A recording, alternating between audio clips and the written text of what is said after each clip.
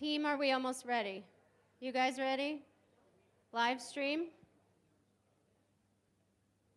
Yeah, this is our live stream right here, so don't come in front of this guy. He will not be very happy. Okay, we have all candidates, great. And everybody looks to be by their name tag. That's also positive. Should we start? Ready? Okay. Everybody, thank you for coming. I'm Ashton Edwards. I am KPCW's news director. And welcome. Welcome. You don't have to clap for me. I'm just keeping time and telling you what the rules are. Okay, so welcome to the Park City Council Primary Candidate Forum. It's hosted by us, KPCW, and the Park Record. Thank you guys for being here very much. So we'd like to thank the candidates for joining us tonight. Thank you so much. And we appreciate your time and your commitment to talking with all of us.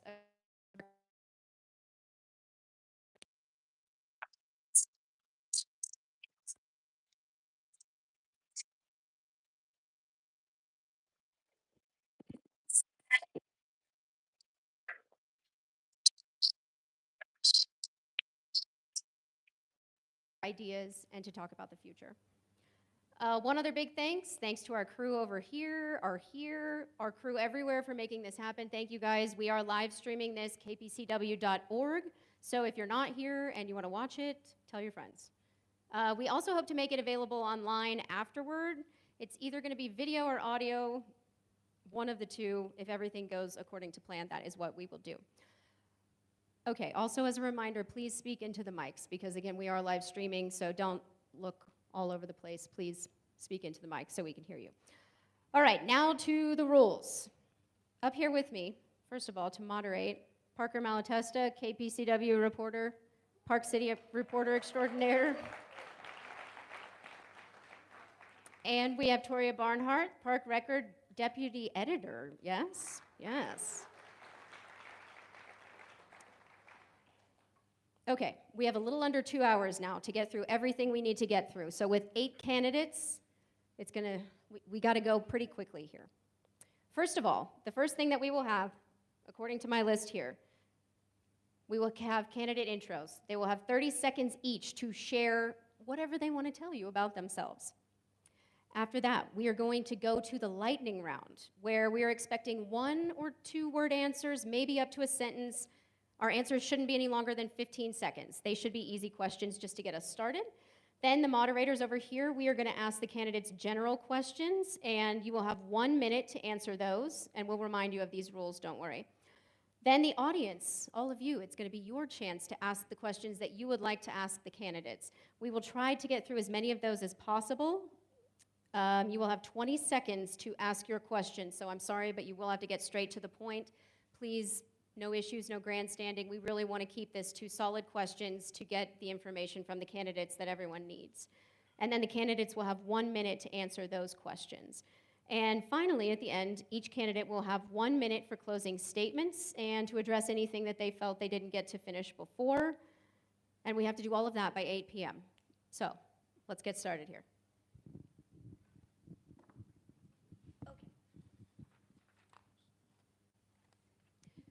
So we are going to start here with Beth. And as we said, each question will go down the line and somebody else will start. So we will time this 30 seconds to give your intro to the people. And, oh, so sorry. Oh. I can't tell the difference between Should minutes. I start now while she's figuring it out? Yes, take your time. Okay, go ahead. No, sorry, I'm reading this. Hi, I'm Beth Armstrong, and I bring over 30 years of executive leadership experience across several industries. I've served on 13 local boards during my 20 years in Park City. It's my home. It's where I've raised my family. Park City's challenges require collaboration, all of us, working together. No one person can solve them alone. Together and working all across levels of government, we can create lasting solutions and values that serve current and future generations. Vote for me, and I'll bring my experience, values, energy, and extensive relationships to serve the people in this community. Thank you. Move it down to Danny. Yep, right. I'm Danny Glasser. I live in Park Meadows with my wife and my 4 kids and my golden doodle. I have a background in both for-profit business as well as non-for-profit business, having run the National Ability Center. I have, if my colleagues would describe me as having a strong background in execution-focused, being specific and derivative, in getting things done and partnering. Park City has been an amazing spot for us. Oh, sorry. Go ahead, Ian. Hello, I'm Ian Hartley, 20-year resident of Park City. I'm raising my 2 boys here in town and really got involved with this council race to bring the best out in our community. I see a ton of collaboration, everyone in this room who takes the time to invest in our community, and I want to invest myself in that. I focus with my job at Mountain Trails in bringing amenities to the community that serve everyone. And there's so many of those that I can leverage for everyone in a role at City Council. And I hope you'll support me and join me along the trail. Thank you. Hello, everyone. I'm JK, John Kenworthy. Our town's at a major tipping point, and I feel we're going to need serious and experienced leadership at this critical time. I've sat on the Planning Commission. I've chaired the Historic Preservation Board. I was president of the Historic Main Street Business Alliance. And to be effective city councilor, it's critical to know the general plan, know the codes, and know how the process works. I understand all the keys that are vital to making change. My 16 years of public service separate me from the pack and enable me to hit the ground running. I'm Molly Miller. In March, I presented to City Council as an appointed volunteer. My committee was treated so poorly by 3 members, I went home and I cried. Then I decided to do something about it, and that's why I'm here tonight. I'm running for City Council to stand up against unacceptable behavior. I'm running because I love Park City, and our community deserves better. If given the honor to serve, I promise to do everything I can to ensure no one in our community ever feels like that again, and I'll have the courage to make tough decisions. Hello, thank you for being here tonight. On behalf of myself, Gretchen, and our 2 young daughters, we appreciate your continued support over the past few years. My values are unchanged since 2021, when you convincingly elected me to help lead Park City. They include the courage to question legacy processes and functions while driving to strategic solutions, and spending every public dollar like it's my own. I'm principle-led, pragmatic, and constantly focused on delivering value. My passion for continued public service reflects our family's passion for the future of Park City. I'm a Park City native, small business owner on Main Street, and have a background in technology. I'm the only candidate and current council member who was here before, during, and after the Olympics. I know what it takes to protect the soul of this town while preparing for 2034. I've delivered on big priorities: the new senior center, pushing for park and rides now, not years from now, and making sure the 5-acre parcel reflects what locals need. I've shown up for mental health, open space, and real housing conversations. I represent Park City at the state level, elected by leaders across Utah to fight for local control. I lead with respect and follow through. I ask for your vote so we can finish what we started. Good evening. You're okay. Good evening, everyone. Thank you all for coming. Honored to be here with you, other 7 candidates. Thanks to the Park Record and KPCW for hosting this event. My name is Diego, as in San Diego, and I am a 16-year Park City local that has made a living of bringing government, private sector, donors, and community members together to address some of our greatest challenges. And I plan to bring that lens to City Hall, as well as move decisively on projects and get things moving forward. So thank you all. Okay, thank you, candidates. Those are the intros. Now we're going to move on to the lightning round. For this, each candidate gets about a 1-sentence answer, 15 seconds or less. And we're going to hope to get through as many questions as possible, and Parker is going to start with those. All right, starting with Danny. When was the last time you took public transit? Last week. Just going down. Oh, I rode it last week up to Transit to Trails with my 10-year-old son, and we had a great time up there. A week ago. It was many years ago because I get very motion sick, but I just got a new tip from our new transportation manager to try to mitigate that. Well, I was going to say July 4th, which was fantastic, but I believe it was the launch of our new Purple service to Bonanza Flat in the summer, so just a week or so ago. 2 weeks ago. Exactly 9 days ago. July 4th, I don't know how long ago. July 4th. July 4th is good. Okay, next question. Starting with Ian, should the Marsac building be sold? No, I don't think so. I think it represents our history here in Park City, and I think it should be well utilized as is. No, I think we should enhance it and do the open space like we did around here at the library when I was in served as the chair of the Historic Preservation Board. There's a lot we can do with it so we can integrate and expand our historic district. Just a reminder, please speak into the mic so we can hear you. Absolutely not. No, I've never supported selling it. There are some creative ideas out there for mixed use and vibrancy as we look at the Old Town area and the Main Street core. Whether those are good ideas or not is not something we're at the point to discuss yet, but no to selling it. Some things are just not for sale. No. No. No, we should not sell it. All right, next up, starting with JK, do you support aerial transit in Park City? Absolutely. I think, there's new local ownership, and we're going to have to find some common ground. That is the alignment that works. And opening up both Deer Valley and Park City Mountain would be transformative to our town. I'm very open to it. I think it would enhance our ski town vibe and create an incentive to have tourists continue to come and utilize that, as well as locals, having locals be encouraged to use it as well. Absolutely. The key question is what for? So I do not support a Main Street connection to Snow Park. I do support what we're looking into now, which is the Richardson Flats connection to Snow Park to alleviate traffic on 248. And I do support aerial solutions where we could implement shared parking. Yes, I do support aerial. I support aerial going up to PCMR. We supported aerial going from Richardson Flat to Deer Valley. And with aerial, though, comes park and rides. And we have locations in this town that are prime and ready for park and rides today. And we should be getting 1,000 cars off the road this winter by implementing Gordo Park and Ride.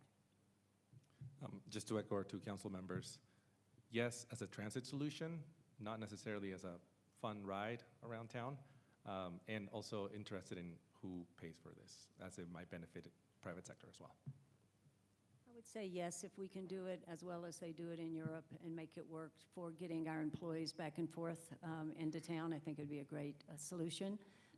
We also need to hear from our public to see if it's what the people want.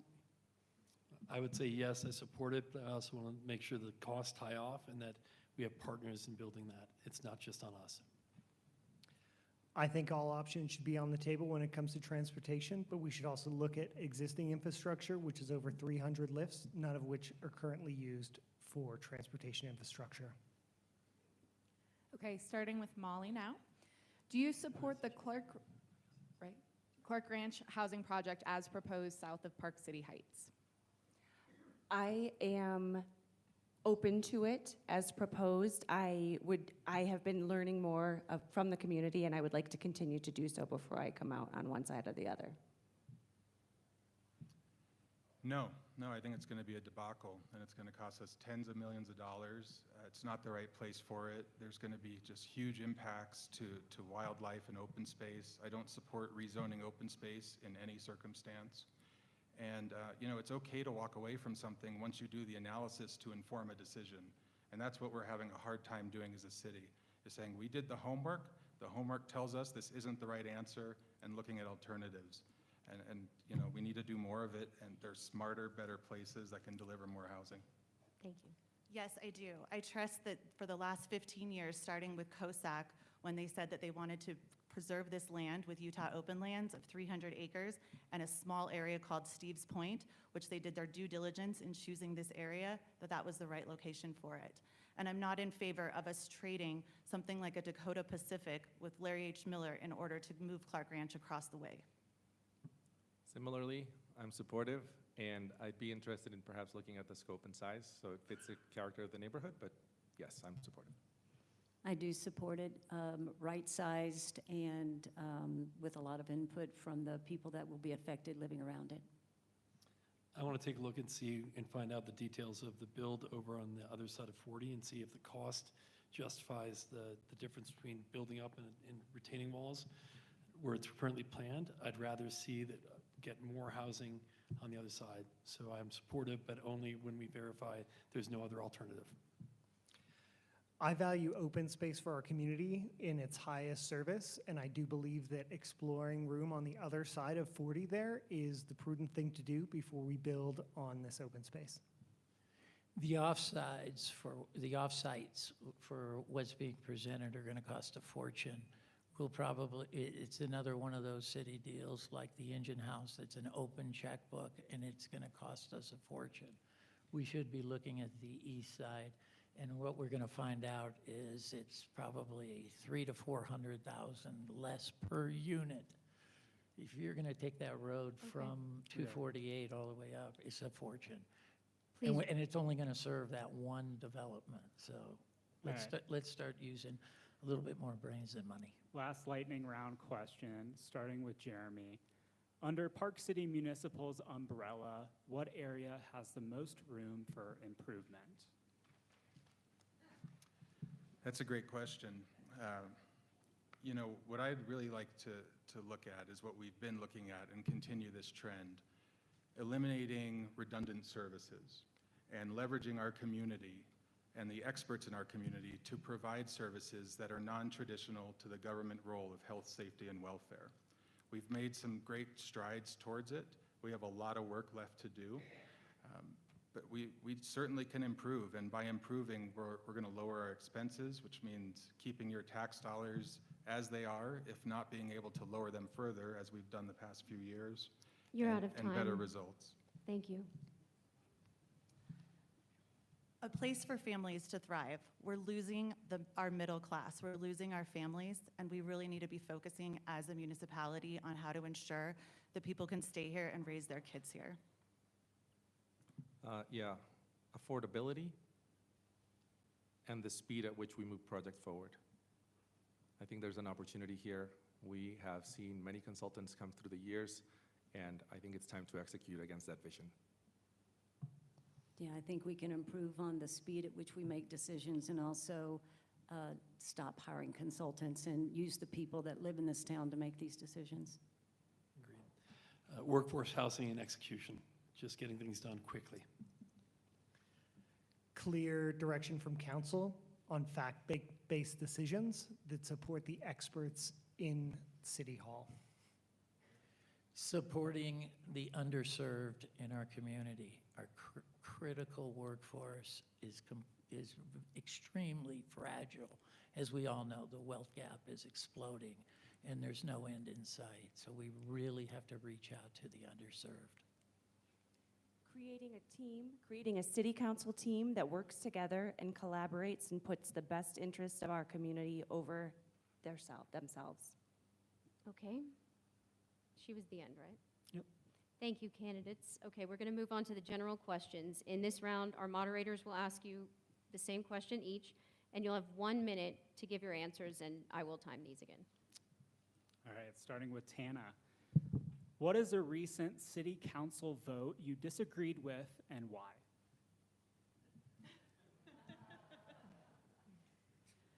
Oh. Okay, well, we will go with, well, there's many. Sorry, I'm wasting my time here, sorry. I'm gonna go back a little bit in time. In 2023, I spent an entire year working on a regional housing authority plan with our Summit County Council, with members of our Summit County Council and members of our staff on both sides. And that was a really big opportunity for us to partner with the county on creating housing for the community on transit lines. And it was a big missed opportunity. Our council didn't move forward with that after a year of us working really hard on plans to work in conjunction with the county. And I think that we missed an opportunity, and that's set us back in housing in the last 2 years.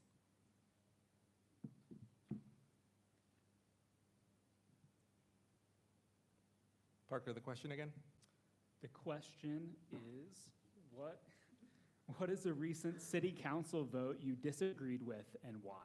Yes. Ranked choice voting. There was a vote made and then turned around. I fully believe that folks should be able to change their mind, of course, and the bar for our electeds should be really high. We should be really selective as to when we do that. So for those reasons, ranked choice voting was a decision I did not agree with, overturning ranked choice voting. I'll agree with the ranked choice voting being a really horrible decision, just based on, from what I understand, it was because seniors couldn't understand how to do it. So I can tell you I know how to rank choice vote. I would have to say the Clark Ranch vote. I think that the choice of going forward without looking at other possibilities and looking at the environmental impacts of building on the east side. I also think that by pushing forward on a project that already had an appreciation of cost going from $150,000 to $750,000 over the course of 2 months, it just doesn't seem to make a lot of sense to me. I think the goal is to build affordable housing in as much as you can in that area, and to build up a hillside where you've got retaining walls. That may be the right choice, but I'd want to go through and check and see whether the environmental impact on the other side is making it more costly, or if there's some other reason why we can't build over there. Building on a flat and working out a deal with Larry H. Miller to get that 500-foot easement makes more sense to me, because we get more space and more housing. Ranked choice voting, I'll echo sentiments already presented by Diego, and I think that it was a decision that wasn't based on open facts. Although the community spoke out on their opinion, they were ignored in that, and that really isn't the way forward, and we hope to move away from that. Without a doubt, it's the $725,000 2 weeks ago that was approved for a consultant for that road that goes only to our one development, proposed development on the west side for Clark's Ranch. We've got to stop with all these consultants. Last but not least on this, we should have digitized copies of tens of millions of dollars of these consultants and surveys, so that all of you and everybody that comes into the University of Marsac has the ability to see these reports. We've spent tens of millions of dollars, and we just continued for $725,000 for that road study. Crazy. I'm going to echo Diego and Beth and Ian and say that the reversal of the ranked choice voting decision was the worst we've seen. This happened in the face of major opposition from our community and was considered for just a short time after months of consideration to implement ranked choice voting. I think it was disrespectful to the community, and our community deserves better. Our community deserves a council that listens to facts and experts and respects what they have to say.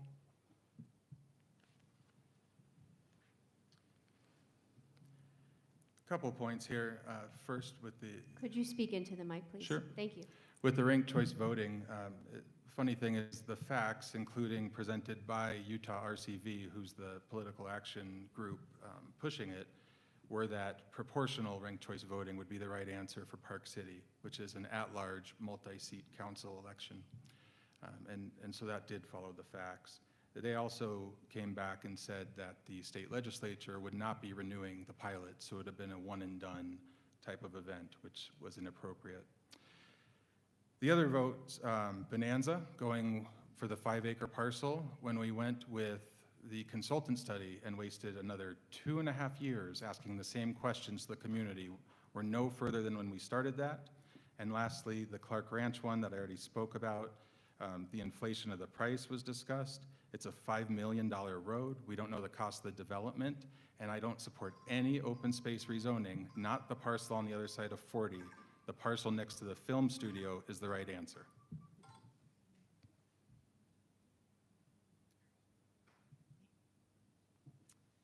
Starting with Diego. Park Guide's #1 concern in surveys is consistently traffic. What specific steps should the city take to mitigate congestion on state-controlled routes 224 and 248, as well as city-managed roads? Yeah, that's what I'm hearing as well as far as locals' concerns. Transit, traffic.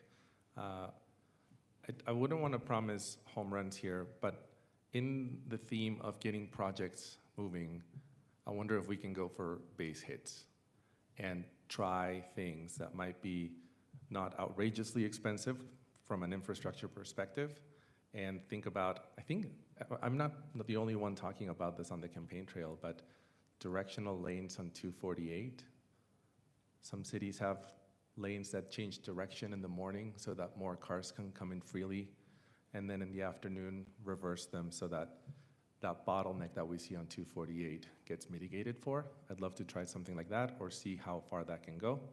I understand Bus Rapid Transit is a project that's moving, that has federal funding and state funding as well, so I'm excited to see how that might help us alleviate traffic and get cars off the road. I believe that we need to reduce the number of people coming into town in single cars.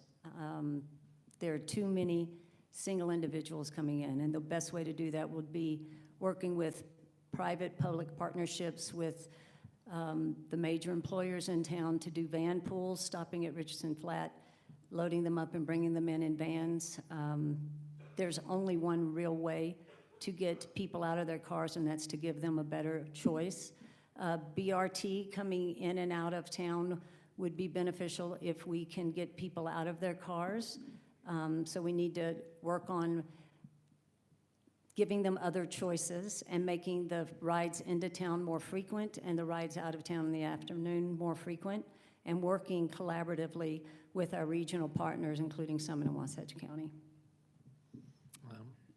So I would suggest that, very similar to Diego, but to test run the multi-lanes with hiring on some public works folks and do test run by putting up barrels or markers to allow 3 lanes in the morning, 3 lanes out in the morning, in the afternoon. So before we make a mass investment, see if it works, if it makes a difference. I think we also have to allow for Vail to develop the base of the mountain, because the truth is there's traffic that's coming internally because people are staying in Bear Hollow and driving across. So if we can allow for more people to stay at the mountain, that'll diminish that. I think we also have to look at incentivizing people to not drive in. So whether that's parking on the outskirts, whether that's a financial piece, which they've done in Seattle to discourage tourists and people coming in from out of town to drive all the way in, or whether that's a way of just getting better frequency of our rapid transit through there. I think every problem we face, like transit, is a great opportunity, especially when we view it through the lens of welcoming the Olympics to Park City and the infrastructure that will be made available in terms of grant opportunities and other things that we can leverage to improve transportation. I'm all about scalable solutions, and I do think that bus lanes are working right now. I've got a vested interest as a Prospector resident living on Comstock Drive. Driving more cars into the community, people are going to take a left down my street and through my neighbor's streets and stuff like that. And I don't think putting more cars into our community is the answer.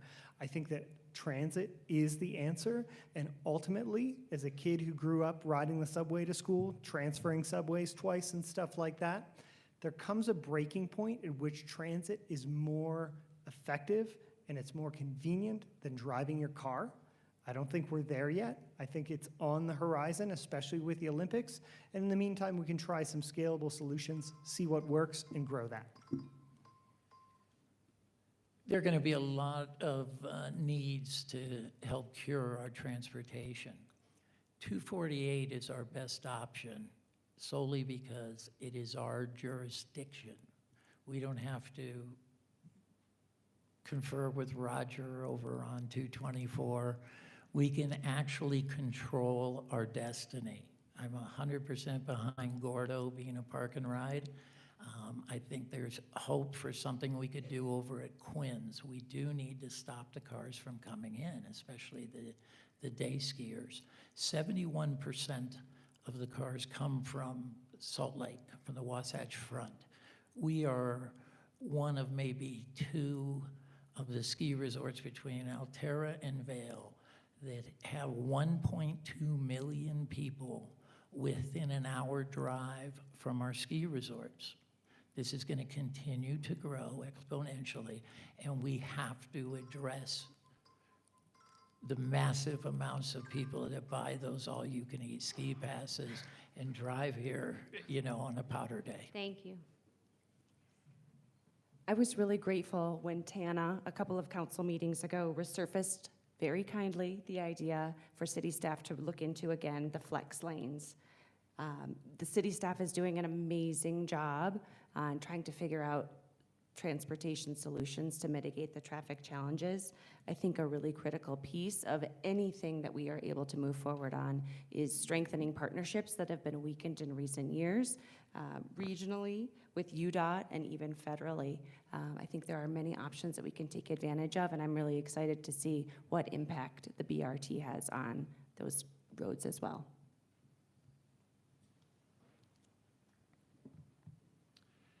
Well, getting in and out of the city is certainly a problem.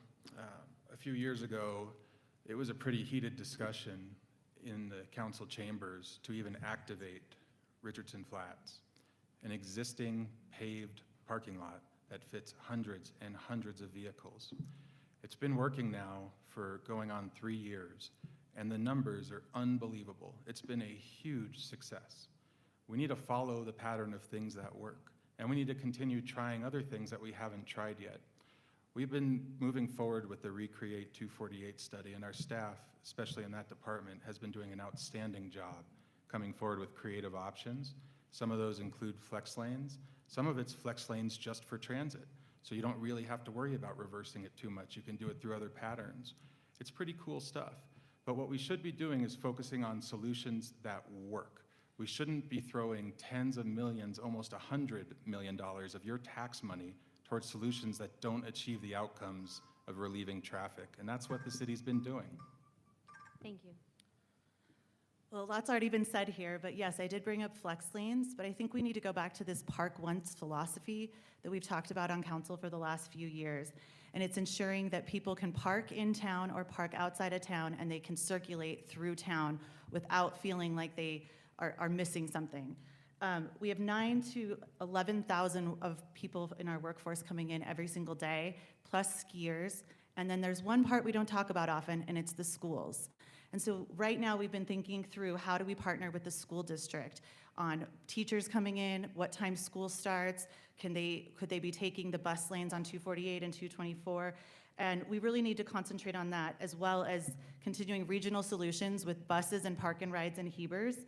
And I'll repeat it again. We could take 1,000 cars off the road on 248 every morning if we just went forward with the Gordo Park and Ride that is primed and ready right now. With $15 million from Deer Valley, I'm certain we can get money from Park City Mountain Resort, and we can move forward with this park and ride. Next question, starting with Beth. What should Main Street and Sweet Alley look like by 2034? It should look like we're ready to welcome the Olympics.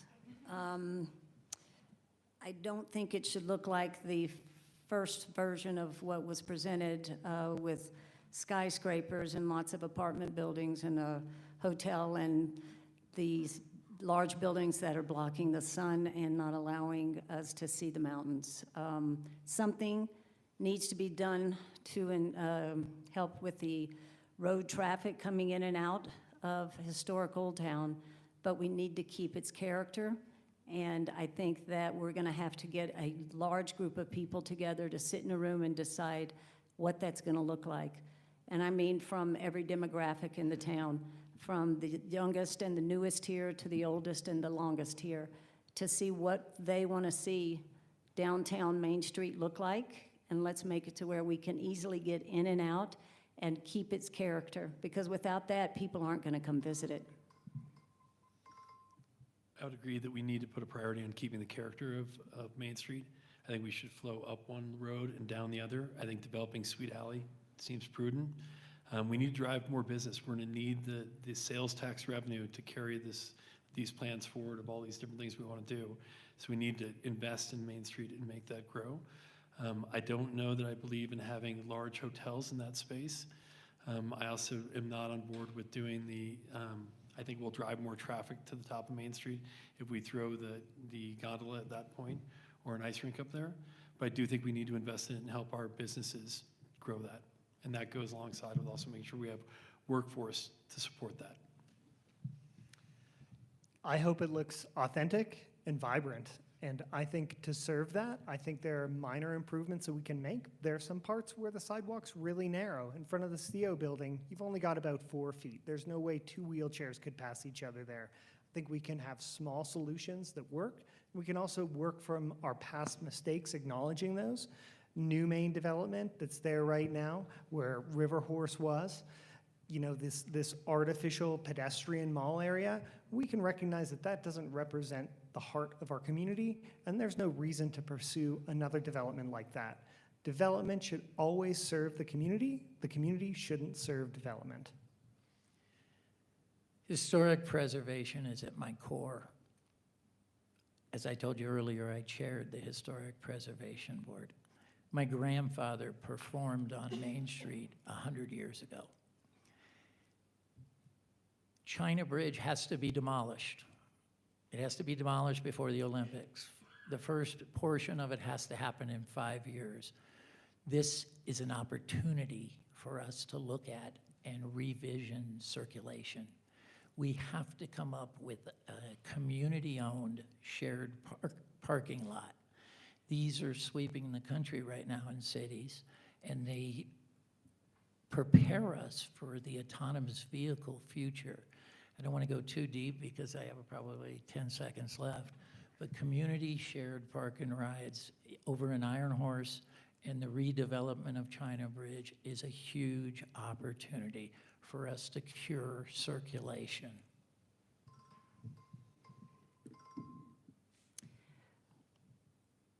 First, I would preserve the character of Main Street, and I really do support revitalizing Sweet Alley, and again, using the opportunity to recreate China Bridge as a mixed-use parking facility. I think that we also need to create a community gathering space to incentivize locals to start visiting Main Street again. I think there are lots of opportunities to create something that we can all be proud of there, and I look forward to hopefully being part of the team that helps bring that to life.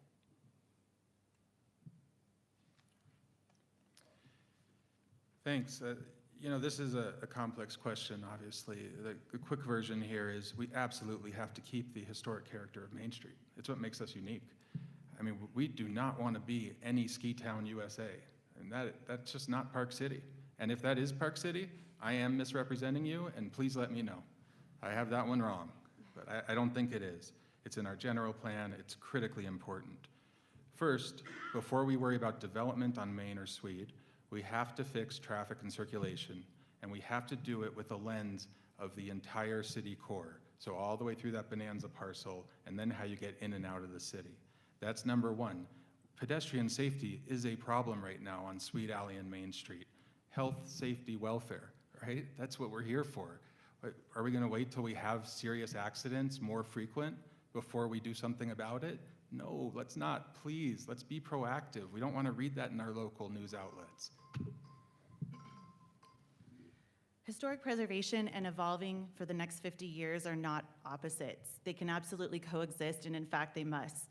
In 1962, my family opened Red Banjo on Main Street that was boarded up, half vacant, with tumbleweeds literally rolling down the road. There were just a few bars and restaurants left in town. Fast forward 63 years and you wouldn't recognize Main Street. It's evolved, but it's stayed historic.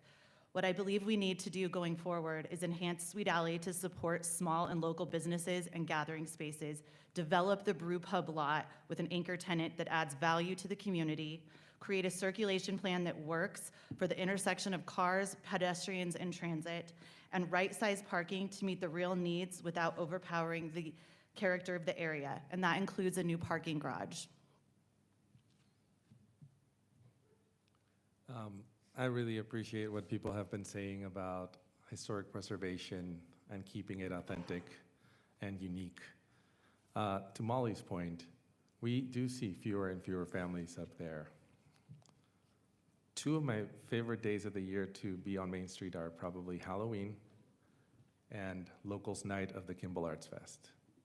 When you can walk on Main Street, say hi to your neighbors, and you get that feeling of connectedness. It's one of the reasons people love this community, and I'd be curious and interested in seeing what can we do to create those spaces for our neighbors and foster that sense of community that those two specific days, if you walked out on Main Street on one of those days, you know what I mean. Yeah, I'd be very interested in creating something like that and making sure that it's preserved. Did you say 2034? So 9 years from now. 8.5. All right, we're on to our next question. Danny, you're going to be starting. How should the city manage its relationship with the ski resorts, and what would you do differently? Well, so I have a history of working across that barrier. So when I was at the NAC, the Mountain Center had been installed for 7 years, and I picked up the phone, I called Bill Rock, and I said, look, here's what the NAC needs, and this is what I can give you to make that work. And I think you have to find partnerships in both those ski resorts. They need to be active participants in solving some of our problems, such as workforce housing, affordable housing, more affordable housing in general. I think we need that partnership because we need the tax dollars to support all the great things we need to do. And I think the alternative, higher taxes, isn't viable. So to work alongside with both Deer Valley and Altera and Vail, I think it's critical. And how to do that? I think I've been doing it my whole career. You have to find something in common, something that both sides can work together on and build from that and allow that to be a success, a shared success for both sides. Danny and I have had similar experiences, I think, working with Vail and the resort and leveraging public benefit from that private company. You know, I will remind everyone that this Wasatch Back we look at here is private property, and we're all allowed public access to it. My role at Mountain Trails, I've secured public access agreements to trails on the mountain, and as Molly said a number of times, this is all about collaboration. We've got community partners. We're all in this together. I think there's things that we can do that benefit one another. I think for sure not having the development improvements with the lift affected my family's experience at the resort this year, and that was really unfortunate and a shortcoming of the community in supporting Vail and making those improvements that improve our quality of life, because there's a lot there that is provided. We are a resort community, and there's an opportunity to do better, work together, and provide a benefit for everyone. So the relationship with Vail has been a failure. We have to restart. We have to define the guardrails so everything is understood between the city and Vail.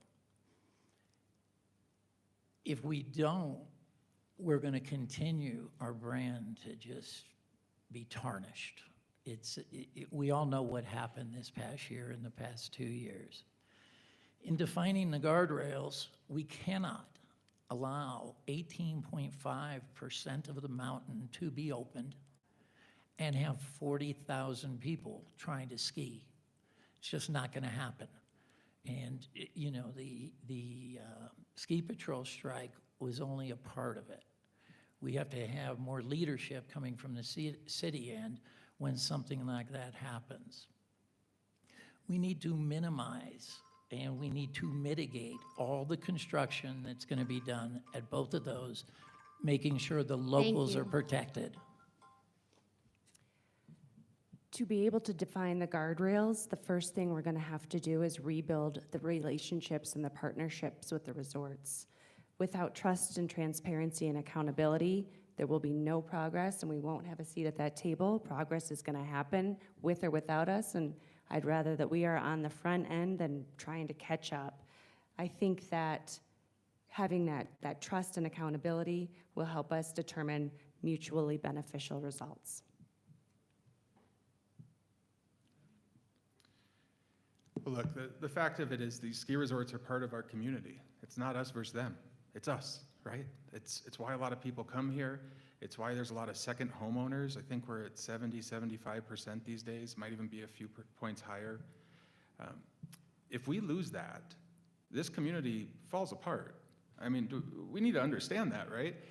This is the tax revenue that provides the services that we all enjoy from a recreation perspective, from a public works perspective, from anything you can think of that the city provides as your local government. Park City's had some issues. They've also done some great things. They worked with us on traffic management and the parking situation, which alleviated congestion in that area and was highly effective. Deer Valley's been a great partner to work with too through the snow park thing. What a bummer is about Deer Valley, I found out through the media that they weren't moving forward with snow park this year. That's a problem. Why aren't we finding that out through the city? And we need to make sure we protect Park City's interests, not East Village's interest also as we look forward. Yeah, I'm going to echo a little bit of what Jeremy said. We've actually have the best relationship with Deer Valley that we've had in probably a decade. I know that I can personally call Todd, I can call Deirdre at PCMR anytime and talk to them about what's going on. And I don't think that our relationship individually is fractured. But I do believe that the city should not be getting in the way of anyone enjoying the lifts here. And so we really need to ensure that the ski experience for the locals is upheld, and we shouldn't be the problem with that.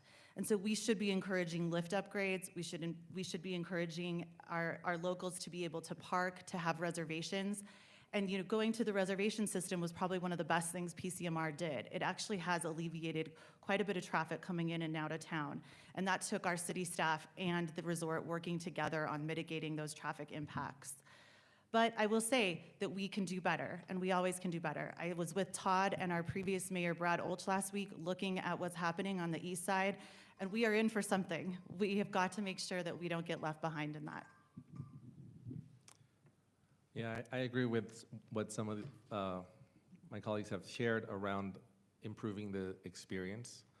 The idea of lift upgrades makes a lot of sense, and at my day job, we know that projects and delivery of services works best when relationships are strong.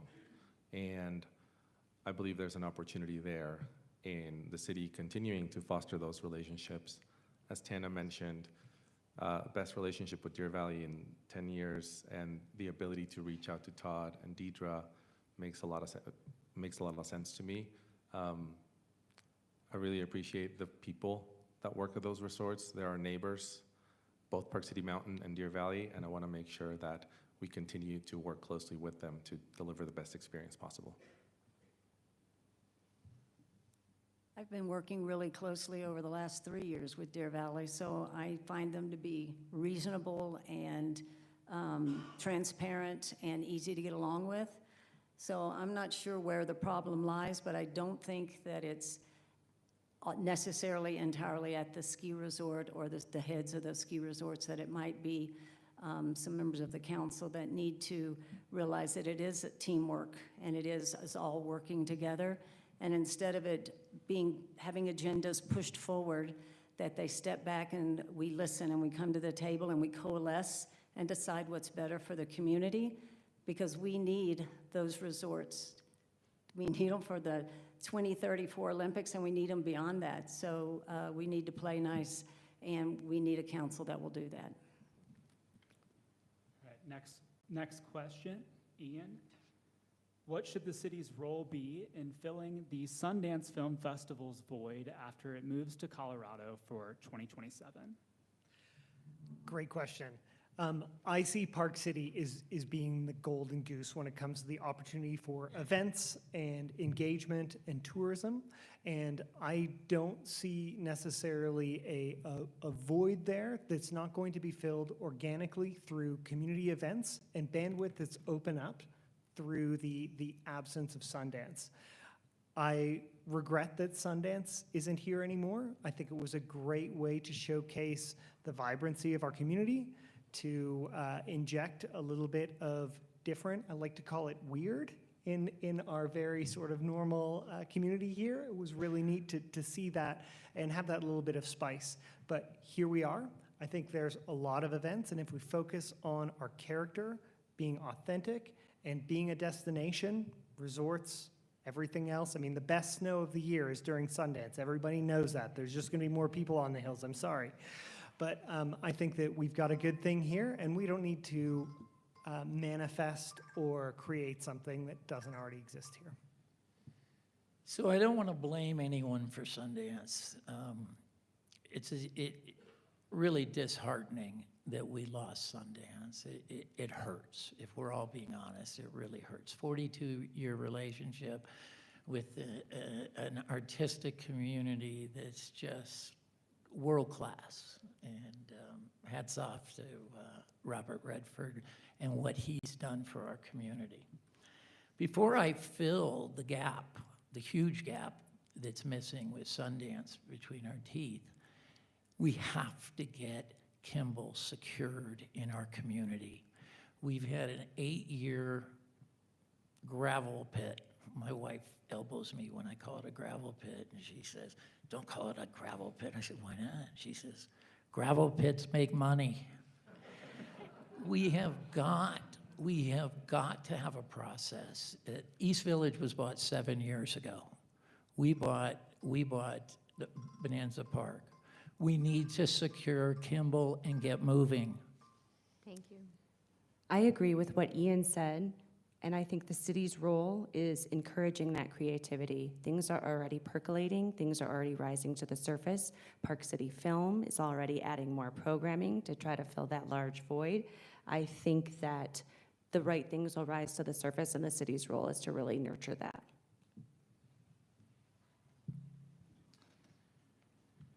So the city absolutely has to provide a platform for the arts and cultural communities to thrive. The city's job is not to program the arts and cultural communities. I don't think anyone would appreciate that, to be perfectly honest. Folks who specialize in those fields are best at it and have been doing a great job. It was really disappointing to lose Sundance. And what was more disappointing about losing Sundance was the very limited role the council had in any of those discussions. The council was brought in, truth be told, at the 11th hour, when it was too late to really do anything about it. The bid packages were out the door. It was all kept very, very secret. And that's what really needs to change moving forward. I mean, rhetoric around the council manipulating an agenda is just that.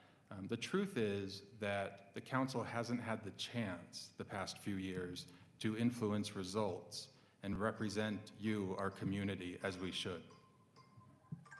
Well, I'm going to respectfully disagree, Jeremy, because we actually were given the opportunity to meet with Sundance about 3 to 4 months before that decision was made. There were multiple events that I attended, and I know you were invited to as well, to work with them and try to keep them here.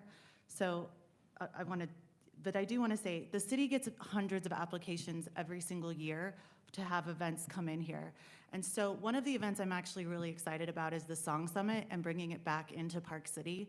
Right now it's going to take place in August, but I'm hopeful that we'll move it into a time when it's not so busy in the town. But this town had started to get event fatigue about 4 or 5 years ago. And so it really is, we need to understand, who are we having events for, and why are we having these events?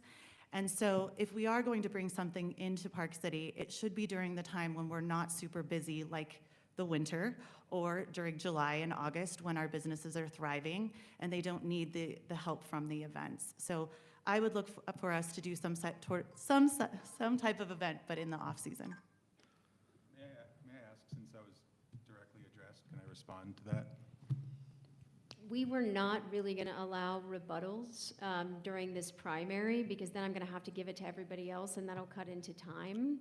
I was thinking about that as soon as she said it, but we had not planned to offer a rebuttal just because, again, this is the primary. But in our next forum, we definitely will.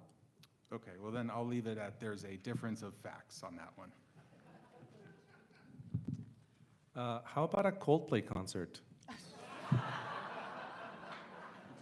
You know, just Shine the spotlight on our community. off the top.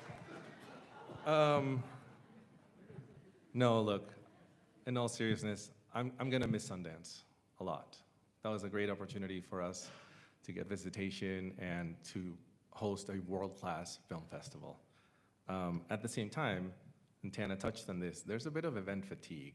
So the idea of replacing it or looking at a one-for-one, I think that I'd be more interested in looking at investment in the arts broadly and fostering a year-round economy that makes it so that our restaurants can function year-round and redistribute that wealth, so to speak, rather than concentrate it over a weekend or a period of 5 days. I would love to say that I won't miss Sundance because I found it annoying at best, but I do know that our Main Street restaurants and businesses made most of their yearly take during those 10 days of Sundance. So they're going to miss it. And we're going to have to find some way to help those businesses find something else that will bring that revenue back to them to keep those doors open so we don't start losing those important businesses on Main Street. I know that there are a couple of nonprofits in town already starting the conversation. We have a lot of people that are here from the film industry. I know that they're also discussing. I know there are people in this room that actually are having conversations right now on things that we are possibly going to be able to bring. I just want them to do it very quickly so that we can support our businesses. I'd also love to keep my time, so that's it. Thank you. I agree with where Beth was going, but I would say that the Sundance experience should be a red flag for us on the Olympics as well. We have incredible human capital in this town, and had we intervened early and activated the former president of ABC, the agency execs we had, and stopped the movement toward moving Sundance out, we could have halted that early. On the topic of the Olympics, we have human capital here that can help in negotiations with the general legislature in Salt Lake City and have conversations about adding value through sponsorships. We have former CEOs, we have board members who can add value there, and in return, we can secure more things for the go forward of what the vision for Park City could be in 20, 30, 40 years. That's what I was going to say. We were going to say that together. Yeah. Beth and I were going to say that together. All right, JK, you are going to start our next question. How would you define success for the redevelopment of the 5-acre parcel in broader Bonanza Park neighborhood? Well, first, what I just mentioned, securing Kimball. And I really think going back to what happens in the Planning Commission and what's not happened for 8 years. We have about 7 levers. We have parking, we have heights, we have setbacks, we have all these levers we pull. And you have it at city staff, and you have it at the Planning Commission, and then you have it at the council level. And we have, I think recently somebody said, we have 256 more options because of this. What we need to do is pull one lever, do the community shared parking, right, that I talked about over at Iron Horse, and then you can take away the parking load. The developers will be able to make a lot more money without the Soviet bloc density. We cannot continue with that engine house. I mean, and what was presented 2 weeks ago for the small area plan, it will kill us to put 90 new parking lots at every one of these buildings. I've heard it said that the Bonanza Park development is a 100-year decision. Do you trust the current makeup of City Council to make that kind of decision for our community? I trust the work from past city councils, and I believe that the letter of intent to build Kimball Arts Center should be honored. As for the rest, we could perhaps take immediate action in the short term and turn it into a park while we decide what is the best use for that mixed usage. We can ensure that the design is good. I am potentially in favor of upzoning with the right design. I think that this solution would not be for the next 100 years, maybe not even a few years, just long enough for us to collaborate with the community on a decision that creates a neighborhood for locals with affordable, attainable workhorse, family, and senior housing options. The Bonanza and the 5 acres has been a bit of a passion project, I'll say, the past few years. I've expressed my frustration publicly a number of times at the delays and stringing along. I've expressed my frustration at the boondoggle trips to places like Toronto to look at mixed-use communities that, for some reason, people thought we would want to emulate. This should be for the locals, and it should also be for our visitors. It should be low to medium density, not high density. The 5 acres should not be an apartment complex. That's not the goal. The goal is a community gathering place. That's why we're investing $30 million of public money in it. It's not to subsidize developer profits. That's not the point. As mentioned earlier, we have to clear the city uses out of the Iron Horse area there and enable the development, enable those pedestrian connections, those cyclist connections. This is the center of town. This is the hub. This is what makes the circulation work. It's such an exciting opportunity that we're squandering right now. We have to move it forward.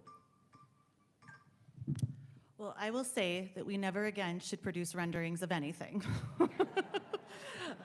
It is a mistake to produce renderings. But I support the 5 acre to be used as somewhat of some housing, but mostly civic space and local serving uses that reflect the values of the community.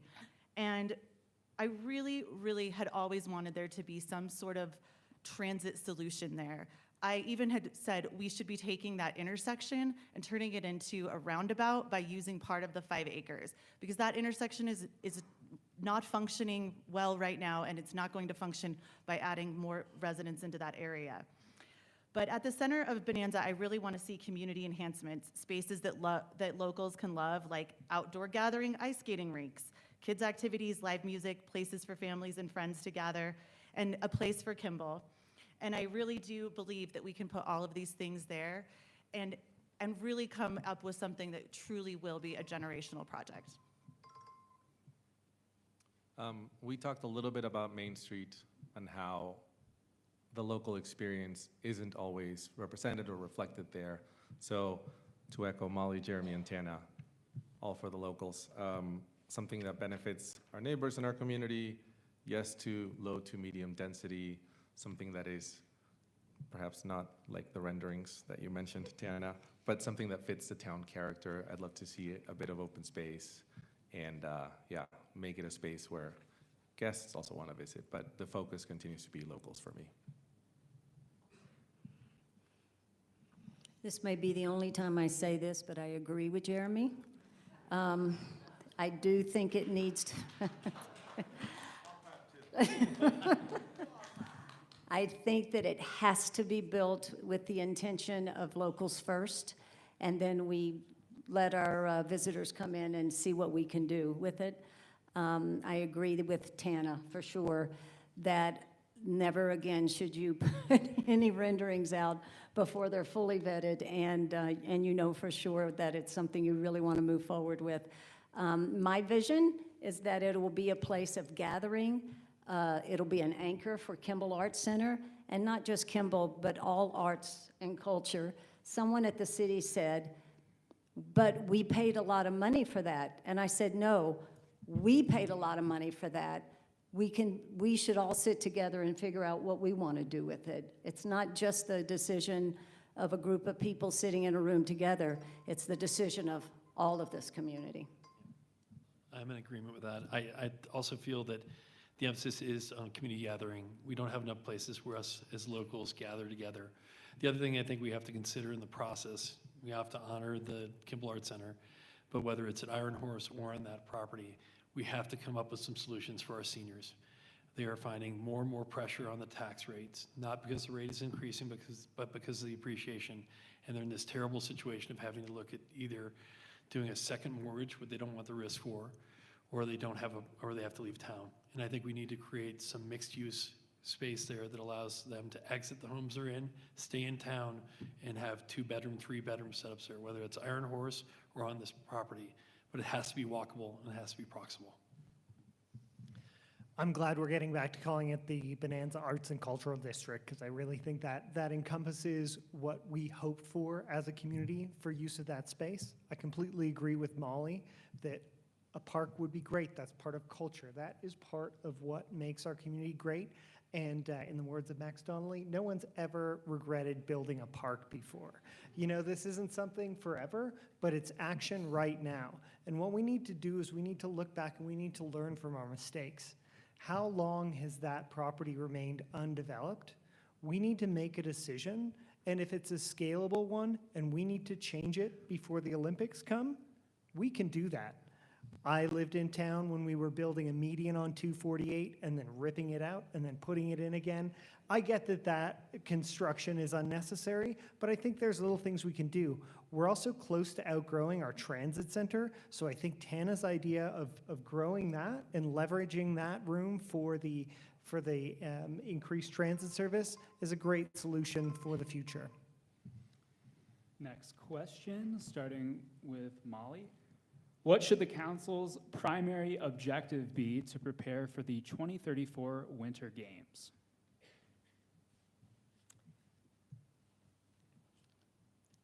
I'd love to create a coalition of Park City experts who have been through this before to provide their wisdom and expertise to council and city hall.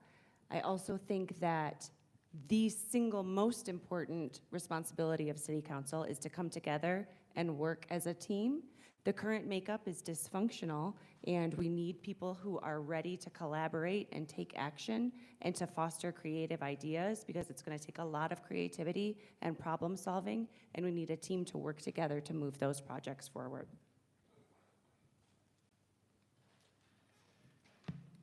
Yeah, we talk a lot about this in the city, obviously. There are professionals in this space, and they are engaged, and they're working great with us. It is a very positive, collaborative relationship. We are not experts in hosting the Olympics. We did host them very well in the past. We like to joke that we could be ready next year, right? We could be ready in a few days. We have the infrastructure.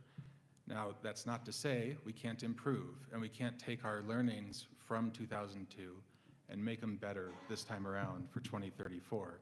And that's really where I'd like to see us focus our investments, is in our infrastructure. And I'll say there is quite a bit of push from the council to make that happen. What needs to stop is the side door activity. And if we bring these things to the public forum, if we invite community engagement, and we truly reflect what the community is telling us, we're going to take great strides together. Great. I'll start by saying the governor has said that the Olympics won't cost the public, but they could cost Park City if we're not actually paying close attention. Salt Lake's investing around $1 billion right now in what they want their Olympics to look like, what they want downtown Salt Lake to look like. And so we need to ensure that we're investing in our future as well. And we're focused on making sure that we have a seat at the table, our infrastructure needs are addressed, and we elevate Park City and ensure that we're keeping what makes it special. But I also think that we need to have these town hall meetings where if you were here during the Olympics, you can come in and you can say, this was my favorite thing I loved about the Olympics, and I want to share that with you. Let's bring it back, or let's not reinvent the wheel. And we want to record these conversations. We want people to say, like, I had the most amazing experience when I was, got to see the gold, silver, and bronze medal of snowboarding, in 2002. And so that's something that needs to be continued, but Park City needs to be at the table to ensure that we are getting our fair share as well. Yeah, 2034, like Tana mentioned, 8.5 years away, is going to be another inflection point for our community. It happened in 2002, the recession, the purchase of Park City Mountain, COVID, and it's going to take, the years are going to fly, and we're going to be there. I think it's going to take strengthening regional partnerships, and yes, that means with the state as well. I think it's going to take investment in infrastructure and transit solutions so that when thousands and thousands come to our doorstep, they are welcomed, and also we can move them around effectively and efficiently. And I think we ought to start thinking about what happens the day after the Olympics.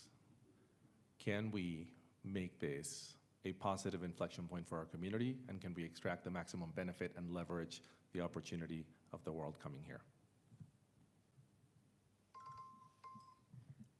Yeah, I think we're already late. I think not having started this the moment that it was announced, Salt Lake did. They're already digging under Capitol Theater. They're already closing roads and doing their infrastructure today, yesterday, last month. So we're not doing it right now. We're just talking about it. That puts us behind. I think we need to have a seat at the table. I think we do. I just don't think we're saying the right things. And the first thing we need to do is say, you guys need to fund and help us with our transportation in and out of town. We have to solve that, or it's not going to be a good experience for anyone.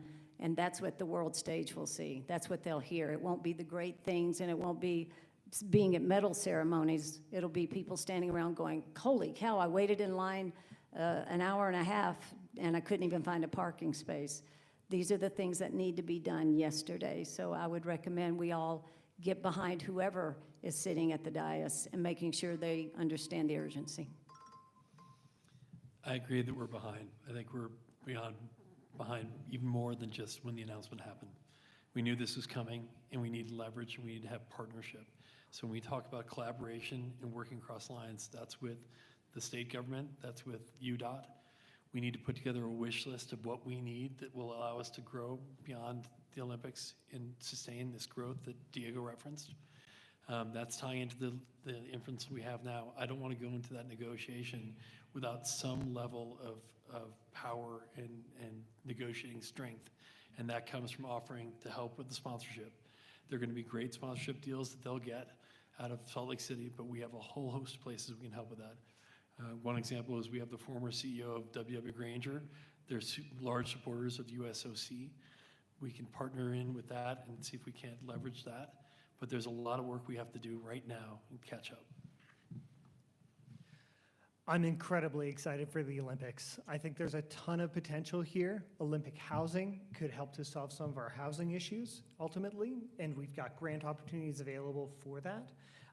I think that in terms of, I've said before, learning from our mistakes, we can also learn from our success. And what is the UOP facility right now, and how does it serve the youth of our community and everyone who comes to visit here? It's part of our identity, and that's a real success story.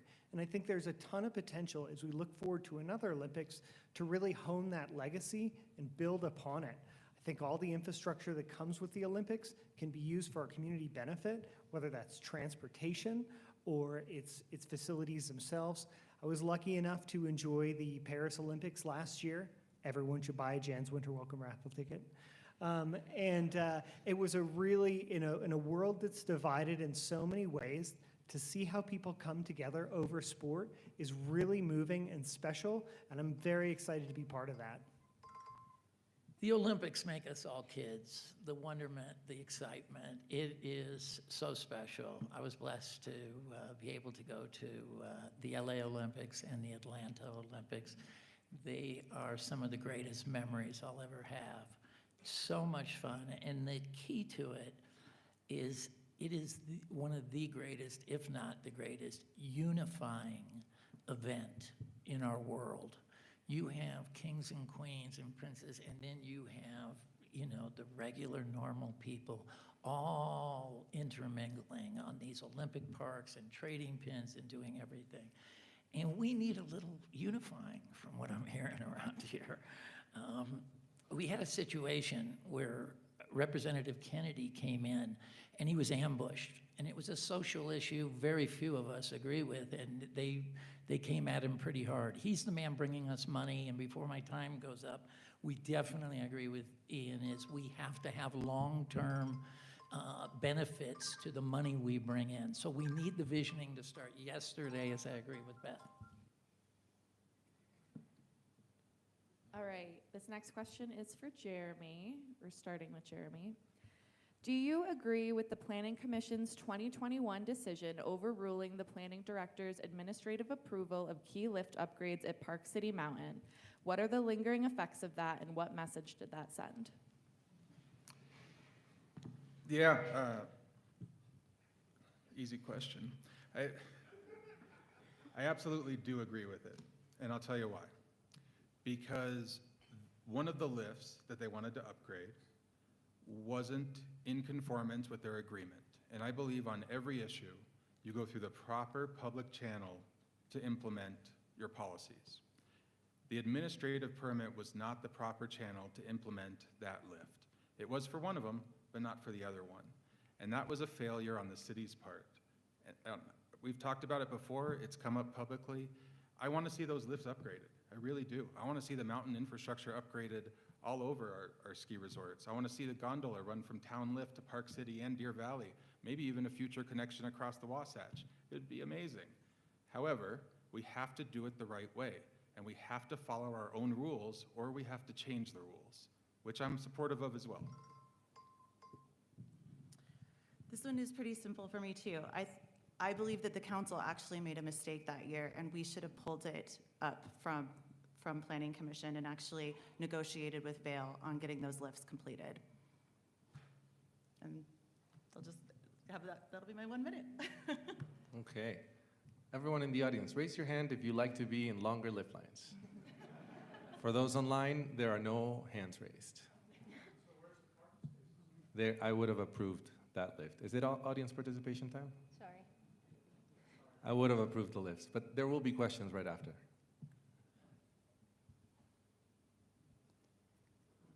Yeah, I think sometimes we get in our own way by following rules and just dying on the sword for them. I think that there's always a workaround if you get together and discuss it, instead of just allowing yourself to be talked into something, AKA ranked choice voting, but we're going backwards. So I definitely think that it was a mistake. I think we paid for it all last season, and I think that we should do everything we can to get back to the table and discuss every lift upgrade and make sure that we make the right decisions, timely decisions, to make sure that everybody that comes to ski deserves a better experience, and we owe them that. Yeah, I agree. I think partnership goes both ways. And if we could have stepped in and helped Vail be better partners in the process of doing that and enabled them to do those two lifts, which would have enhanced our skiing experience here as locals and the experience of anyone coming in to ski, I think it's incumbent upon us to do that. So yes, I believe we should have stepped in. Absolutely, I think those lifts should have been upgraded. I'm sure that everyone in this room has had to deal with the consequences of that decision. Let's, moving forward, not let perfection be the enemy of good. There might have not been a perfect solution there, but we could have been in a better place. And if we didn't stand on our ideals and we stood on what was best for our community, I think we would have seen progress there that we didn't see. I think we took a couple steps backwards and we pick and choose what's appropriate in terms of permitting, and I think that's highly problematic when it's not guided by the needs of our community and the long-term vision. We wouldn't be having the problems that we have now in terms of the experience if we had approved that lift improvement, and we should have absolutely approved it and learned from our mistake going forward. All right, so I know a little bit about this. I made the decision. Interesting that that question is brought up for me today. The administrative permit was wrong. It's a new lift.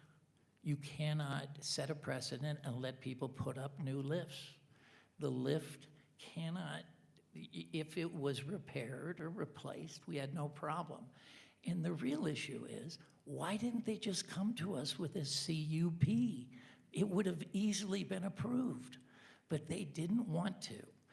Kara Boyer, an executive from Vail, came in October, November, and introduces herself as this big shot from Vail and tells me she has proof that they don't have any need to bring us community good cause with traffic and parking. I said, Kara, go right ahead. She says, I said, what's your evidence? She says, we have never used the high school parking lot in all of our blackout days. So the problem is the locals. We have nothing to do with the parking and transportation issues here. I said, would you repeat that and spell your name for the record? I'm and sorry. Of course, the judges have called her out on that repeatedly. Sir, this It was is a your new- time. Thank you. Entertaining. I echo what the majority of the panel here has said. I think that I'm curious about why that wasn't suggested, that alternate, what they should have done in the first place. I think that there would have been an opportunity to negotiate, have it flagged and negotiate and somehow also fit within all those requirements. I think that it was a mistake. It was suggested.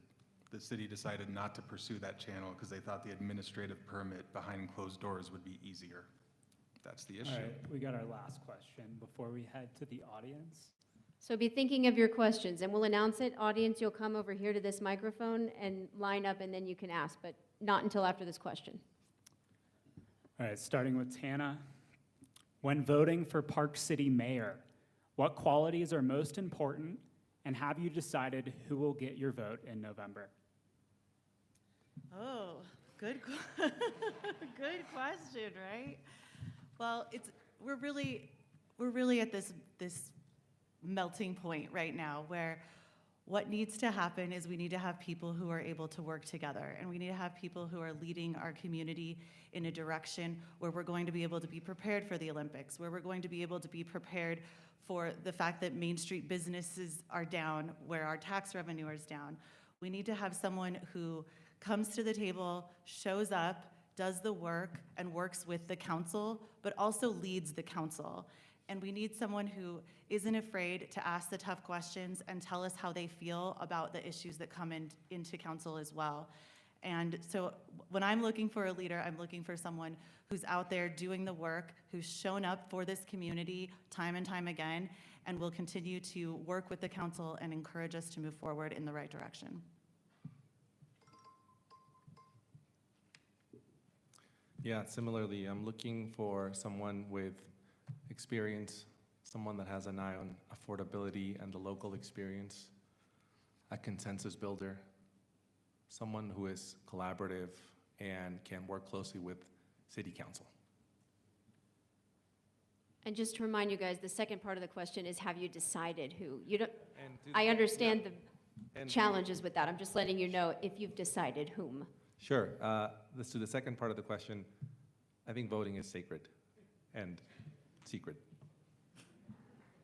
We didn't ask your vote. We just said, did you decide? I think I have, and my vote is secret and sacred.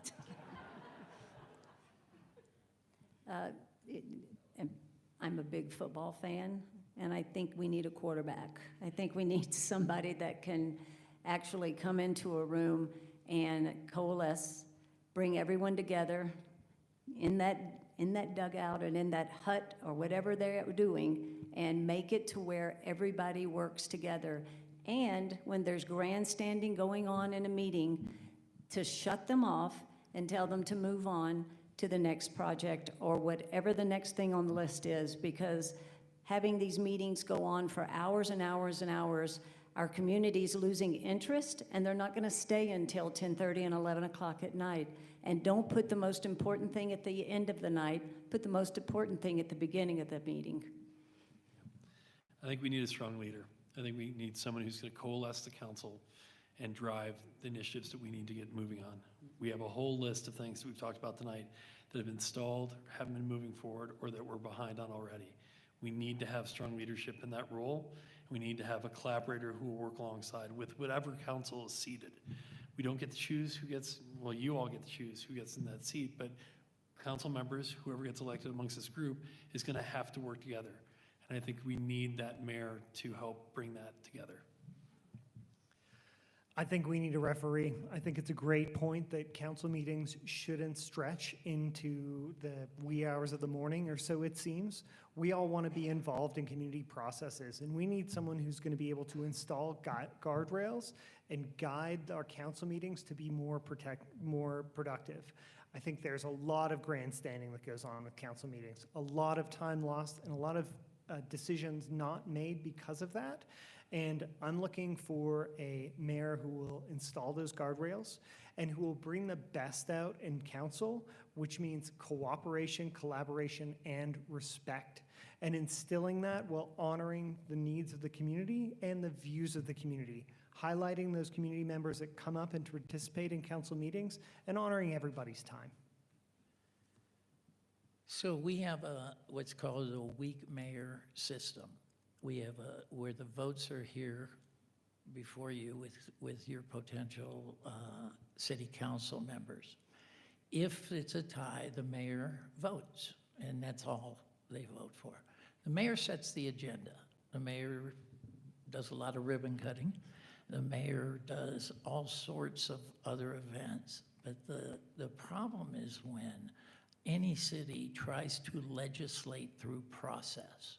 So you go to the closed session and you take the temperature of the council, and the council is going to be 3-2, and it's not the way you go. And then, like Beth was indicating, the mayor can put this thing on at 11:30 at night and then continue it as things go. So that stuff has gone on way too long, hence 8 years of Bonanza Park. These things have to be really straight, and we need the integrity is what I'm looking for in a mayor, and I have chosen who I'm going to vote for. I think that someone who's pragmatic, kind, respectful, giving of their time and energy, and very assertive. I agree with the quarterback and the referee comments. I think that's critical. I also agree with what Beth said. People are losing interest. They're tired. These meetings go on for hours. I also have a high value on local experience, and I have decided who I'm voting for.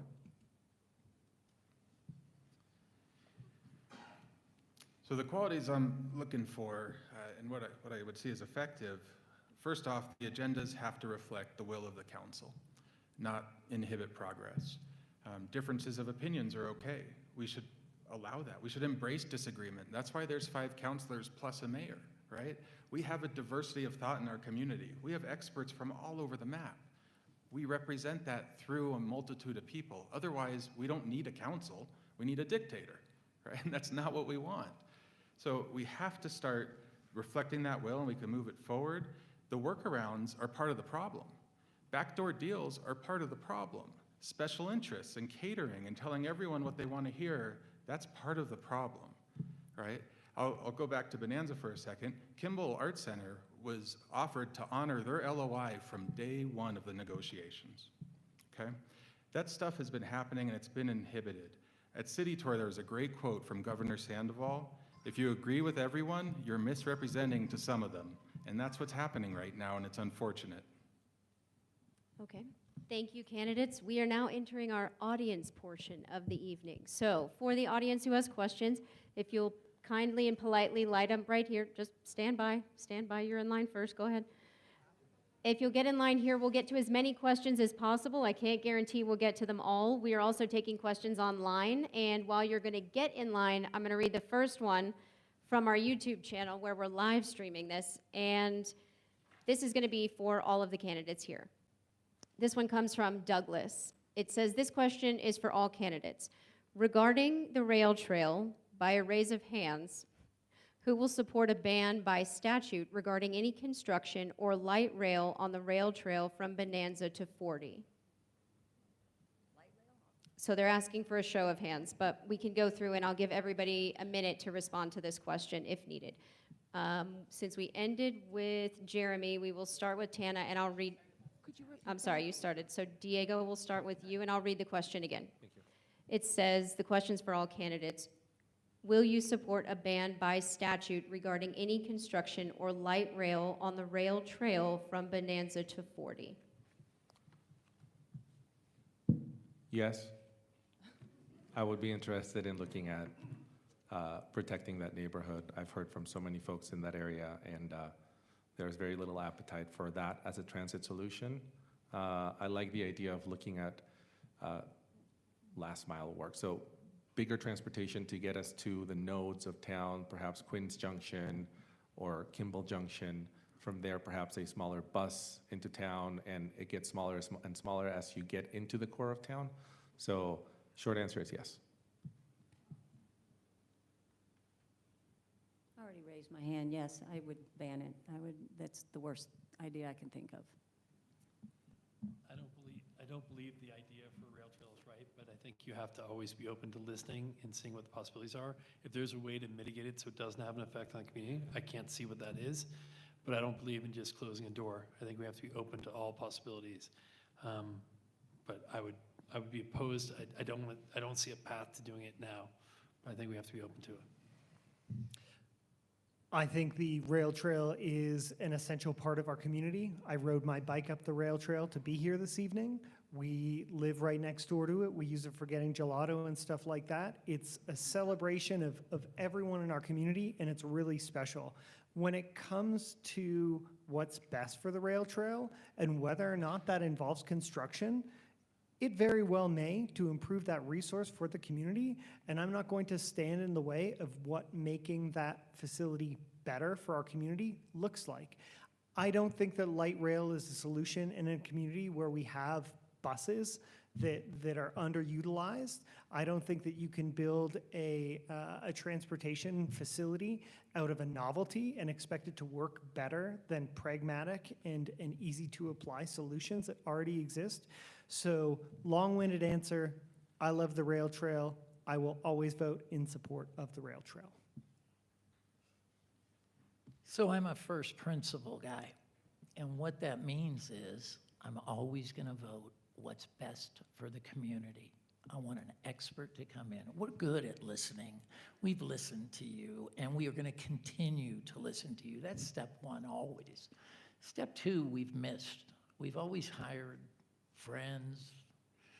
I'm told I can't use the word crony, but I don't mean the guys you slip money to. I mean just your buddies. And we failed. We failed because we hire these friends, and we really need, what I was telling people earlier, we need Pablo Picasso to come in here and paint it for us. Say, we got this option, and this option. So when you ask me if I'm gonna vote to forever not be allowed to use the new technologies that are coming, like a small tunnel that could go right underneath that easement, I would be taking away future options and maybe better options for the community. I'm a first principle guy. I think people would lose their minds if we tried to build something on rails on the rail trail right now. I do echo Ian. I think that there are better alternatives. I'd rather see something go above than along, and I'm not opposed to something underneath, but I think that right now I would vote in support of the rail trail. Yeah, the same. You know, we talked earlier about aerial connections from outside our arteries, like Richardson Flats to get to Snow Park. There's probably some other potential alignments we could look at as well, and I'd entrust that to experts in those fields. You know, putting something on the rail trail to me right now is akin to building that $5 million road to Clark Ranch and highly impacting a neighborhood that's established and vibrant. So I'd lean against that for sure. It would be an unbelievably high bar.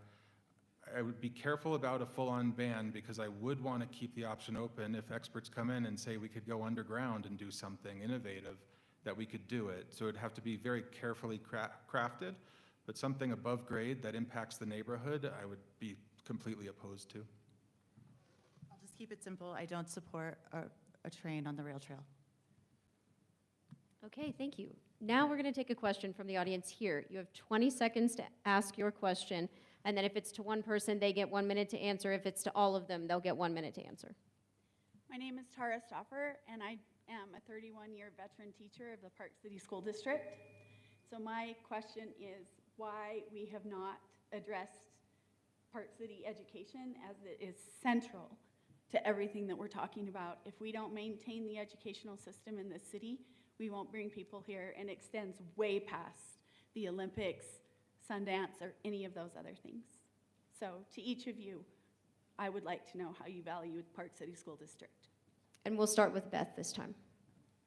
Well, my son was Manny the minor whenever he was a senior, so I value it. I really value, and it's served our family quite well. And I think there was a time when it was one of the more highly ranked schools in the country, and I'd like to see it get back there. I do believe that it's got its own board and it's not regulated by the city council or the county council. But I would wholly be in support of walking into the meetings and being part of the discussions for sure. Yeah, I would say that, look, it's a different board than ours, but we have to work better with them. We have to collaborate with them. There are opportunities for both sides. I think that the school district right now, with some of the shrinking attendance going from 5,000 to 4,174, prevents an option for us to talk to them about maybe swapping some land, getting some land from them in support of some initiatives they need. We need to work better with the school district to improve the quality of education in the way that we can impact that. Tara, thanks for asking this question because it's a great one. Having two kids in the Park City School District, I just want to thank every educator in our community. Our youngest goes to McPolin Elementary, and the examples that Angie Duffner, the current principal, and Mr. Ed, as Molly and I were discussing before, have set for our kids is unparalleled. The love that we get from our educators in this community can't be understated. There are problems, though. I really struggled with the community with the school district, I should say, when they were doing improvements on McPolin. They had kids riding through traffic, and they told me that they couldn't put up barriers during the construction. So I went and took construction cones from the construction area and set them up with caution tape on my weekend. And then when we went to school the next day, somebody commented, "Isn't this great that they did this?" You know, we all need to be part of the solution in our community and take the effort, and the school district needs to be a little bit better at listening to us and representing our teachers because they are amazing. So I think we all know that our town has been slipping, our quality of life has been slipping. That recent national survey indicated it, and I think we all know that our quality of life isn't the same as it was 4 years ago, or 8 years ago, or 12 years ago. Our quality of life with our children has to be the most important. And what's happened with the school district over the past 5 years plus should be an embarrassment to each and every one of us. And to answer her question, it is an absolute must that we get it back on track. And I'm happy to see the direction, the new direction that it's going. And we should all keep a very close eye on it so that we maintain the highest level of education possible and get back on top here in the state of Utah and nationally. I'm a strong believer that great public schools make a great community, and obviously our property values are also tied in, which I'm sure no one here cares about at all. I think that we are so lucky to have the school district we have. I love McPolin. My little one goes there. We only have 1 year left. I'm devastated. I'm nervous about moving up because we walk to school every single day. I know the majority of the teachers there. I know and trust the administration. And we are perfectly poised with the new superintendent, who is fantastic, so direct and clear thinking and clear-headed and strategic. We are in a really great space, and I think that I've worked with the school district for years. I helped them create their communications department, and I also work closely with the Education Foundation. I think that strengthening the relationship there, the world is our oyster. We have a terrific team in place, and I think that they are really poised to make great strides. Well, first, thanks for your, 31 years of service at the school? Much appreciated. Our family moved here largely because of the strength of the public school system. It's of utmost importance to us. I mean, the smile our kids come home from, and I'll represent Parley's here because I'm from that side of the neighborhood. Finally safe to cross 224 coming up soon, thanks to our hardworking city staff, by the way. But gosh, they come home happy. They come home on the bus or we pick them up, but they're happy, right? It's amazing, and we can't lose that. It's important that we work together. It's important that the city participates. Years ago, I brought up the Safe Routes to School program at council and within City Hall. A lot of it happened outside of public meetings, to be honest. And it was one of the impetus for the neighborhood traffic management program we have today, where we're improving crosswalks, we're putting in stop signs, we're reducing speed limits, and we're making it safer for our kids to get to and from school. It's just critically important. Yeah, thank you for the question. Ms. Stauffer was actually my teacher when I was in high school. So when I first started on council, I always had these questions about why the school district and the city were not involved.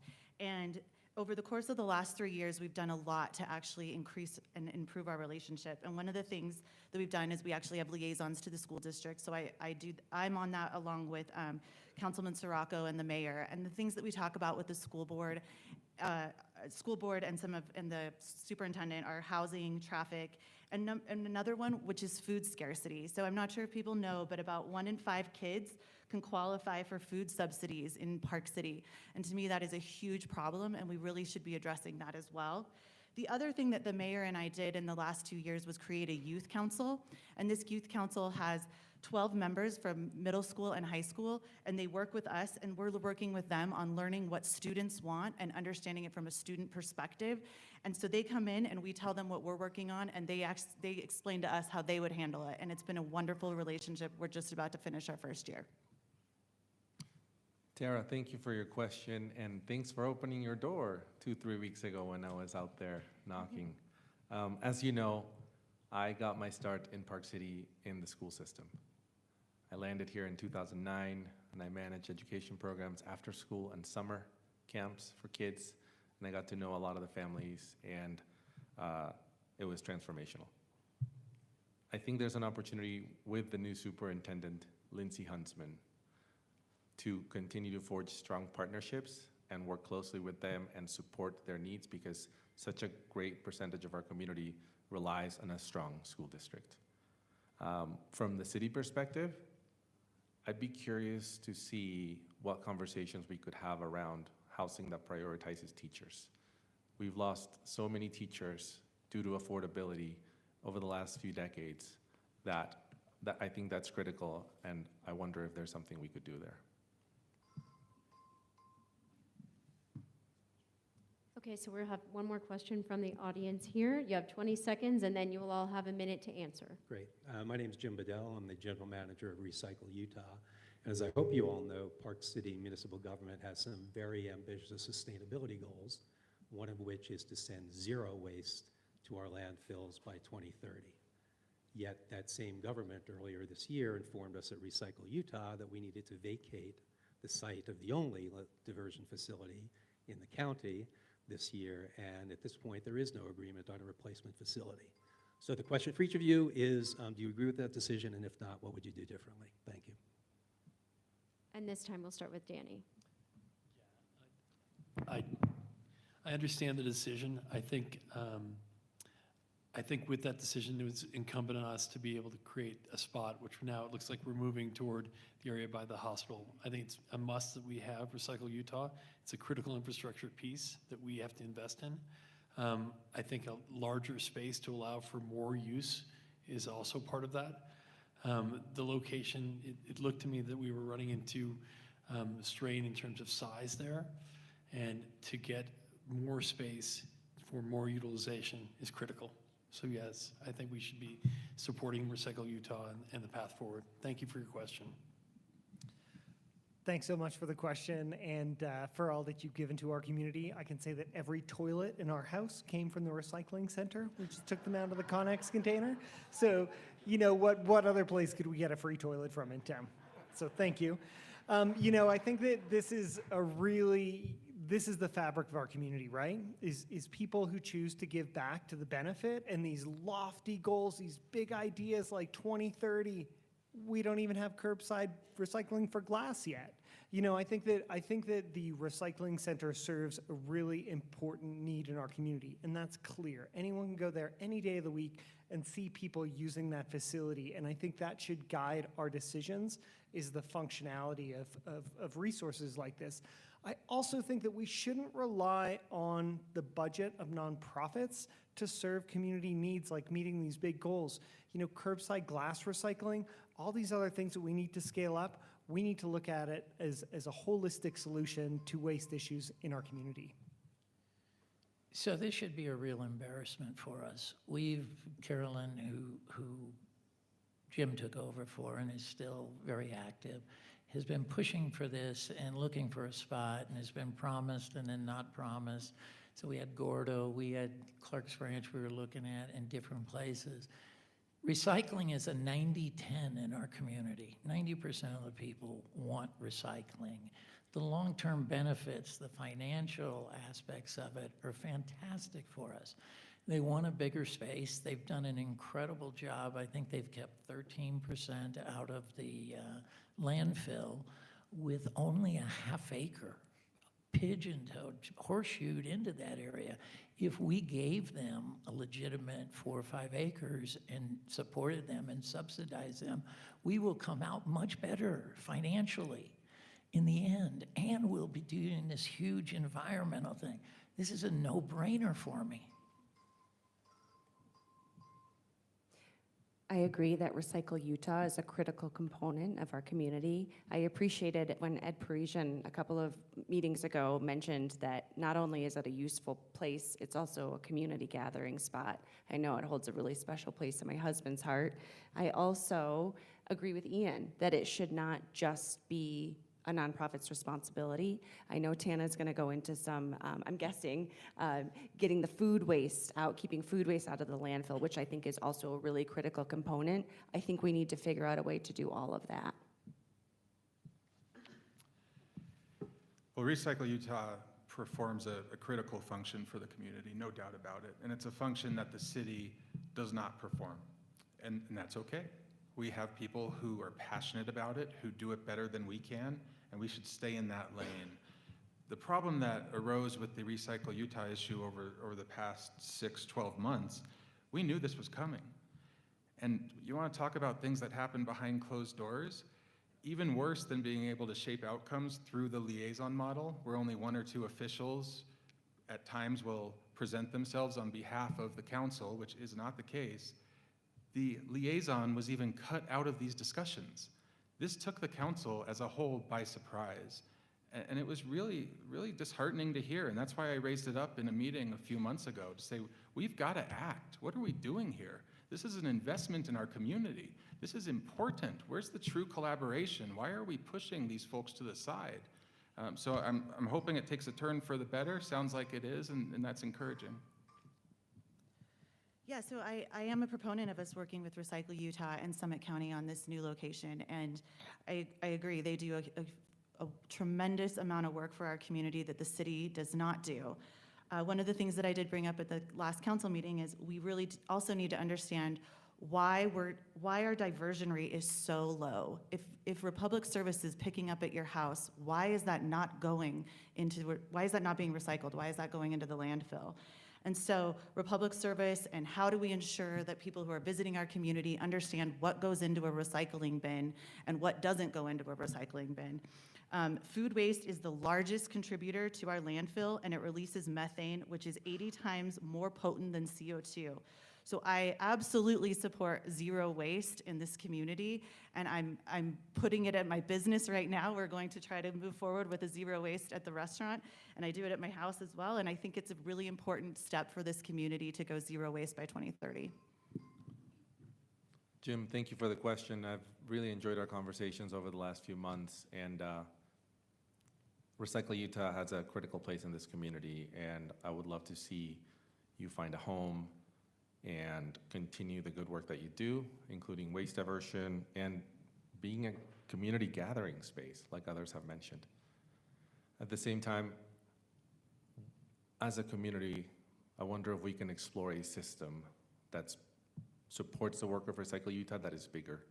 What would it look like for us to have 3 bins outside our homes? 1 for landfill, that's a little bit smaller, 1 for recycling, and 1 for food and yard waste.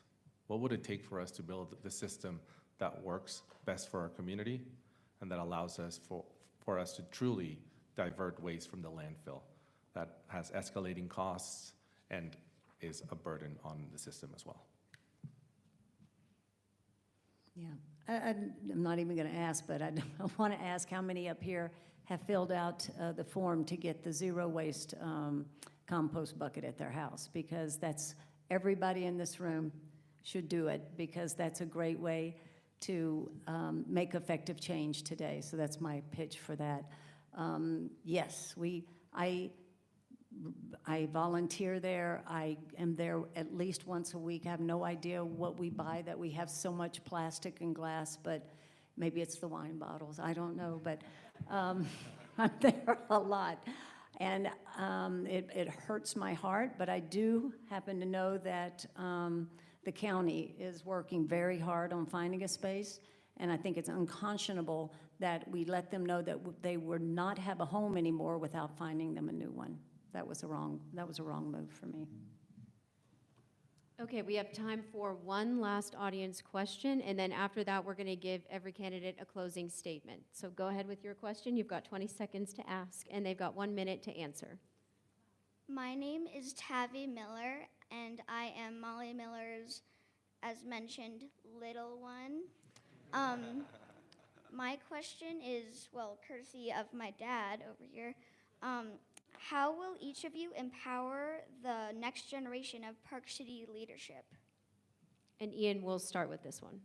Oh, Tabby, very brave of you to come up and ask this question. I think it's a great one and really appreciate you interacting. I think you're a great example for the question that you just asked in terms of empowering yourself and getting involved and knowing that you can make a difference. I'd like to think that everybody at this table feels the same way. And in terms of leadership and getting involved, I'd encourage everyone to try to run for council. You know, it's about the most fulfilling thing that you can do to see the support of your community and learn about it and learn about those people in your community who are willing to make a difference. So I think there's a lot of opportunities here, and I hope that I can serve as an example for that. And your mom's a great example too of collaborating, being kind, and being real. So thank you for the question. So Tavi, thank you for stepping up. Stepping up's not easy, and I really want to thank everybody else here for stepping up here. This is, you know, it's a little bit of a bloodbath. What we can do for the next generation for you, and I want you to keep continuing to step up, is I'm rounding third. I'm 66 years old, and at this stage in my life, the key is how can I give back? How can I leave this beautiful town better than I found it? And every day, that's what I think about, for the opportunities that you could have, and especially the underserved in our community. They're deep in my heart, and it's such a fragile situation right now. We are at a critical tipping point. So if we can leave it better for you, and you can then leave it better for the next ones. Thank you for your question, Tavi. I've told you many times that I am running for city council for you. I want to show you that when we have challenges or think things can be fixed, we should step up no matter how scary it is. I am a big believer in transparency and telling the truth, and I think that the more people who step up and talk about how challenging it is and also how rewarding it is, I think that will encourage the next generation. I think that building community to create those pathways to be open and transparent and truthful is critical, and I think that leaning on each other when it's tough and celebrating with each other when it's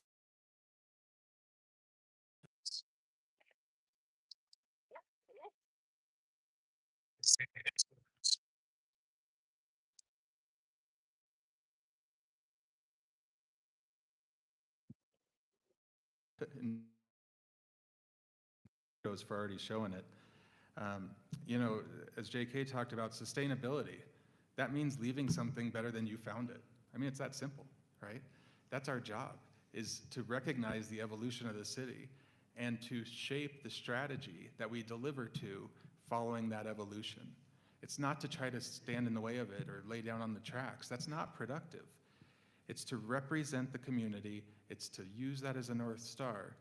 And you know, the thing we can't forget here, we have 2 young daughters. I know they certainly don't always agree with each other. And there's a life lesson there, right? That's okay. That actually ends in better outcomes. You can have positive debate. It's okay to disagree. It's okay to move things forward when not everyone's on board. And we should actually take a strong lesson from the youth in our community in that space. Yes, thank you again for the question. One of the things that I do right now is I co-chair a group called the Boulder Way Forward for Summit County. And this is to empower young women and young girls in Utah in 18 different ways. And the ways that we're focusing right now in Summit County is in childcare, leadership, political representation. And one of the things that I learned a couple years ago when I joined this program was that only 19% of women in Utah hold political office. And I think that that has got to change. We've got to see more young women and girls want to be involved and get up here and throw their name in the hat and see what it's like to run a city. So I always want to empower young women and young girls to do that. That's also why I talked about the Youth Council. And then the other part is bringing kids into the conversation. And we're doing that by building community center. We have a new community center that will go in the park. And this will be a great opportunity for kids to be involved. Tavi, thanks for the question. You are an example to us all in the room. And to answer your question, I think that leading by example, leading with kindness, is one of the best things that we can do for our youth. I also think about the role of a leader and what do we do when we step into a room and look around? Do we ask who's missing from that conversation? To Tana's point, we do see a lack of a representation of women leaders. And if we're going to lead by example, that means electing women leaders. Most of you in the room have had a career already and have been successful in those careers. I also think about mentoring and the role that we can have with younger generations, not by lifting the ladder behind us, but by extending it and making sure that those voices are in the room. I think, she's hiding back there, but I appreciate the question. I want to call out that we have people here, Elsa and Gary from Voterize. They go out to schools, they get these children involved, they registered on the vote. You can actually pre-register to vote if you're 16 or 17. I didn't know that. So those are the people that are out there doing the work. I think we should all take up that charge and continue to make sure that we're getting our young people registered, explaining to them why it's important, why they need to have a voice. It's not just young women and young men and young people of color, it's all of them. I think we're losing that representation and that voice. I'd love to see us bring back mayor for a day or council person for a day. So that we get them into the rooms and listening. And you never know, you might create your next politician. Tavi, thank you so much for the question. I agree that we have to lead by example, and I think it starts with, if you see something that doesn't seem right, that you don't like, then you have an obligation to step in and see if you can't fix it. And I think if we are looking at how we want the council to work, I think we want it collaborative. We want to demonstrate kindness. We want to demonstrate respect. We want to work alongside of all the constituents we have here, and we need to lead that alongside with you. We need to have our young people involved, hear them out. They have a vested interest in our future as well, but I think it starts first and foremost with how we want to demonstrate what it is to be a partner, a leader, a collaborator, and do that first. Okay, thank you guys, and thank you for the questions. I'm sorry, that's all we've got time for right now.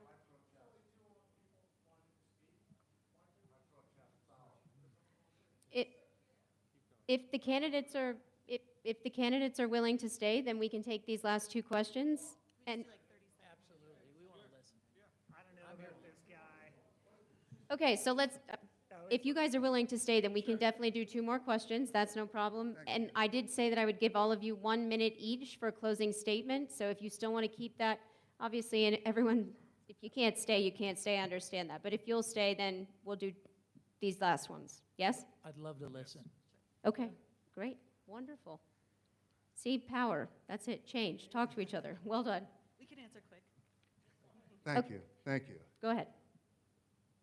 We are so lucky to live in this town, and I cry foul on that. You need to hear from the long-term locals. I've been a 44-year-old town resident. I have one question for the candidates, and the question's not for Jeremy, because I know he knows the answer. The question is not for Tana, because I know she knows the answer, and I know their position, and it's not for John Kenworthy either, but I'd like to ask all you candidates.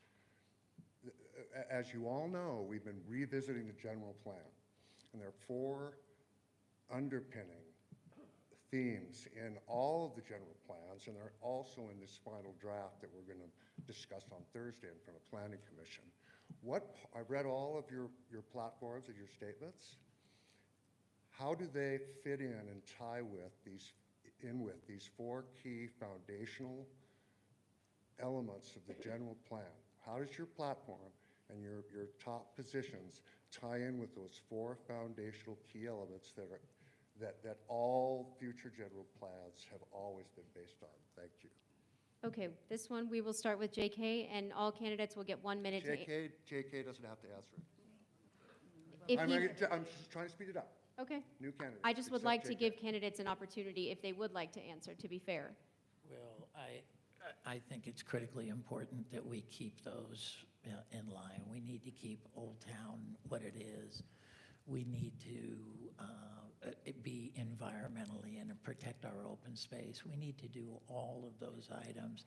Nothing, our general plan, we've spent a lot of time changing it. What we found out is we really don't need to change much of it. And thank you for the question, Peter. So my pillars of my campaign are respect, action, and community, and I think that's all intrinsically interwoven into those platforms. Do you know what the 4 foundational elements in the general Yes, plan are? and I think that to achieve any ends of any plan, it needs to be built with a collaborative team, with respect, to be able to take action with the best interests of our community. I'll go ahead and answer. So natural setting, I've said it before, no rezoning of open space, period. That's a hard line. Sense of community, we should invest in our workforce. We want our workforce to live in this community. Funny thing is, when I suggested that years ago on the council, I believe it was 3.5 years ago, I was actually called borderline racist in a public meeting, saying it's a slippery slope if you start prioritizing who gets affordable housing. Like, are you kidding me? We have 3 firefighters who live in the city. We have just a handful of police officers, teachers, hospital workers. I mean, it goes on and on. We need to do better there. Historic character, we talked about Old Town and Main Street. That's special, it's unique. Let's not ruin it, please. And small town feel, I mean, that's the magic. When we talk about traffic and circulation, gridlock is not small town feel. Being able to say hi to your neighbors is small town feel. That's what Bonanza Park needs to become, and that's what we're going to deliver the next few years. Sure. Yeah, you know that I support all of those. And I will say, I just want to say, the people who came before us, the public trusted us to protect the land and not to rezone it. And so for us to be even considering something at Richardson Flat where we had zoned this as open space and we should be putting a conservation easement on it with Utah Open Lands right now, doesn't sit well with me. We need to protect the annexation agreement that said we wanted to keep that from development, not encourage development. And so that goes to our small town character, our historic character, and us being stewards of the land. Likewise, you were right, Jeremy and Tana did know that one, and I agree. I'd say my platform fits and very neatly with those 4 priorities. Totally agree, right? I mean, it's kind of our ethos. It's the way we should have that lens for every decision that we're making 20, 30 years back to 20, 30 years forward. I believe that transparency plus truth equals trust. And that's that, I would actually add that as a fifth pillar. I would agree with that. I'd adjust a little bit. I'd say transparency and accountability goes line. I think my platform supports those. I think at the end of the day, you don't have to have it be mutually exclusive to be able to protect our lands and still maintain support for our workforce and for our future generations. I fear that if we don't allow for supporting those future generations, we're going to age out. We're not going to have places for children, for young people to grow up here. So I think it's critical we maintain the character of the community and the open space, but also achieve these critical things that allow us to sustain. Thanks for the question, Peter. I think that upholding those tenets of the general plan starts with authenticity. I think that the people that you see in front of you are fellow community members, and it's not about reinventing yourself through a campaign. It's about representing what you stand for and what you've done for the community. And I think that's very clear. I think optimization of open space isn't always, like we saw with the lift improvements, it's not always doing things by the letter and being idealistic. It's about doing things for the best interest of our community.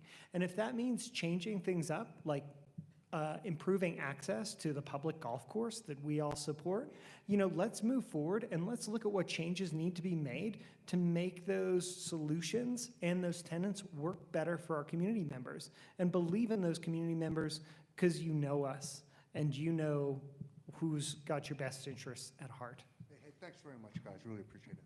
Thank you. And one last question, and that's all we have time for, and then you guys will have 1 minute each for a closing statement. Thank you guys so much. I appreciate all of you and everything you've shared. My name is Polly Choque Mendoza. As you know, the climate for a lot of immigrants, immigrant families, and Latinos is very, very tough right now. So my question to each of you is, how do you plan to reach out to, learn from, and represent the immigrant and Latino community here in Park City? And this one, we'll start with Molly. Hi, Polly. Thank you for this question. As a mom of a McPullen student, I feel so lucky every day that we get to attend the most diverse school in the district.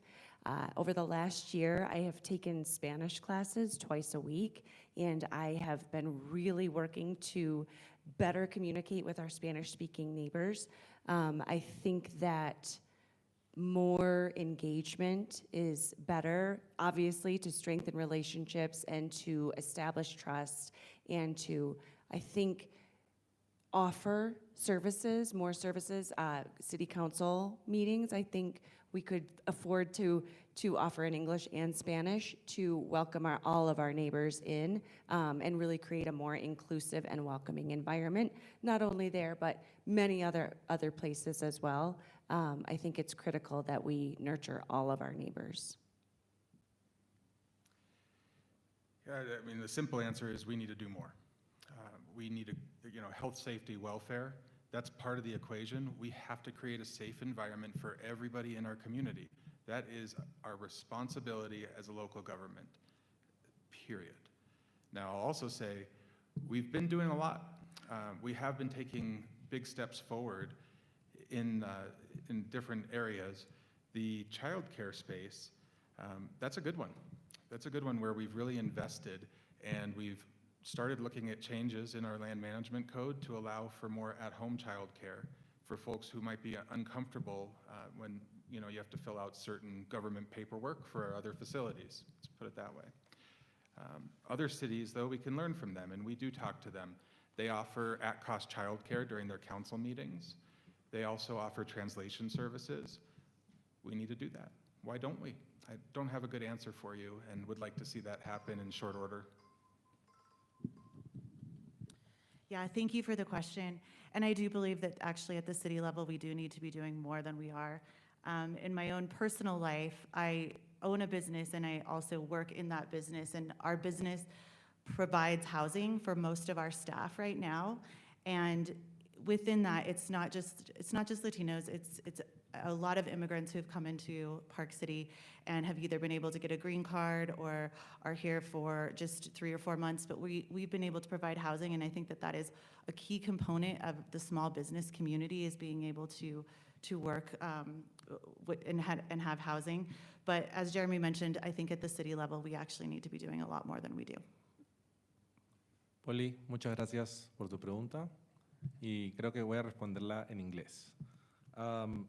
When I got here in 2009, my job was in the school system and I worked with workforce families, many of which were Latino. I'm an immigrant. I came from Peru. I was pursuing the American dream. 8 years ago, I became a US citizen. And I can hold two ideas present at the very same time, that we can do the amazing work the city has done for the community at large, and at the same time, take care of our immigrant community, our workforce families, and more. So again, thank you so much for your question. That's it. Thank you for your question. I can't speak Spanish, but I raised a son that is bilingual, so I feel I get a little credit for that. For 7 years, almost 7 years, I was with People's Health Clinic and stood beside all of our patients, all of our employees. There were some times where we had to make some really tough decisions when we'd have ICE come. And I can tell you, I stood up for them there, and I would stand up today. My husband and I actually sponsored an individual, and he last year became an American citizen. They don't make it easy for you to do that, but I gotta tell you, it's one of the greatest things that I think the two of us did together as a couple, and I would recommend everybody look into it, because there's a lot of people out there that could benefit from having someone sponsor them and also being a sponsor. So thank you for your question. Thank you very much for your question. This past year, I chaired the city's nonprofit advisory board committee and was on that board with Molly. And with the support of the council, we were able to move forward and put backbone support for a number of the organizations that were supporting that population. And I think it's critical that we do so, whether that's Wasatch Immigration Project or any of the organizations that are stepping in and protecting our most vulnerable. And I think it's critical that we do that more as a city and as a council. We're entering a really, really challenging period, and I don't know where it's going to end. And we have to step up for this community. It's the backbone for our community itself. Polly, thanks for standing up. It takes a lot of courage in the current climate to do that, and we really appreciate you getting involved and speaking for your community. I think I've heard a lot of we's thrown around, and I'm always want to be really careful about that, because it really, at the end of the day, like Beth just said, it's kind of all of our responsibility to help contribute. We're really lucky to live in a house, bought our house on Comstock in 2012. It had a basement apartment, which we rented out to friends as workforce housing for 8 years. We had 2 tenants in 8 years. When it came up for rent 6 years ago, we really wanted to offer it to the community, but I don't speak Spanish. My partner doesn't speak Spanish, so we reached out to Diego, who referred us to the Christian Center, who got us set up with a family that had just moved to the States, and we've got a new family down there. They go to school with our kids at McPolin every day. I built them a new bike. I got to see them riding it down the sidewalk. You know, our involvement in the solutions we bring to the table makes us a stronger community, and there's so much potential for that. So thanks for being part of it. So, Polly, mi corazón es tuyo. My wife and I don't talk about it a lot. We sponsor powwows. We sponsor quinceañeros. We love our Hispanic family here in this town. Proven leadership, we talked about, comes with fiscal responsibility, but more importantly, it comes with not looking the other way. When I came here and I solved a little problem, I bought a piece of land and I turned it into a campus for J1s and seasonal employees. My wife and I have housed over 4,500 seasonal employees privately, without $1 of subsidy or tax benefit. we have, over my 20 years, and I average 100 employees, a minimum of 60% of my employees are employees that are non-white. And I could not be more proud. And I understand the second chances and the third chances I got along the way to be able to give back. Thank you so much for that question. Okay, now we will just give the closing statements. Everybody will have 1 minute, and then we should be done. And again, the library would appreciate if we could quickly and expeditiously leave when we are finished. Thank you all for your patience. Thank you so much for being respectful. Thank you for mostly sticking to time. We appreciate your cooperation.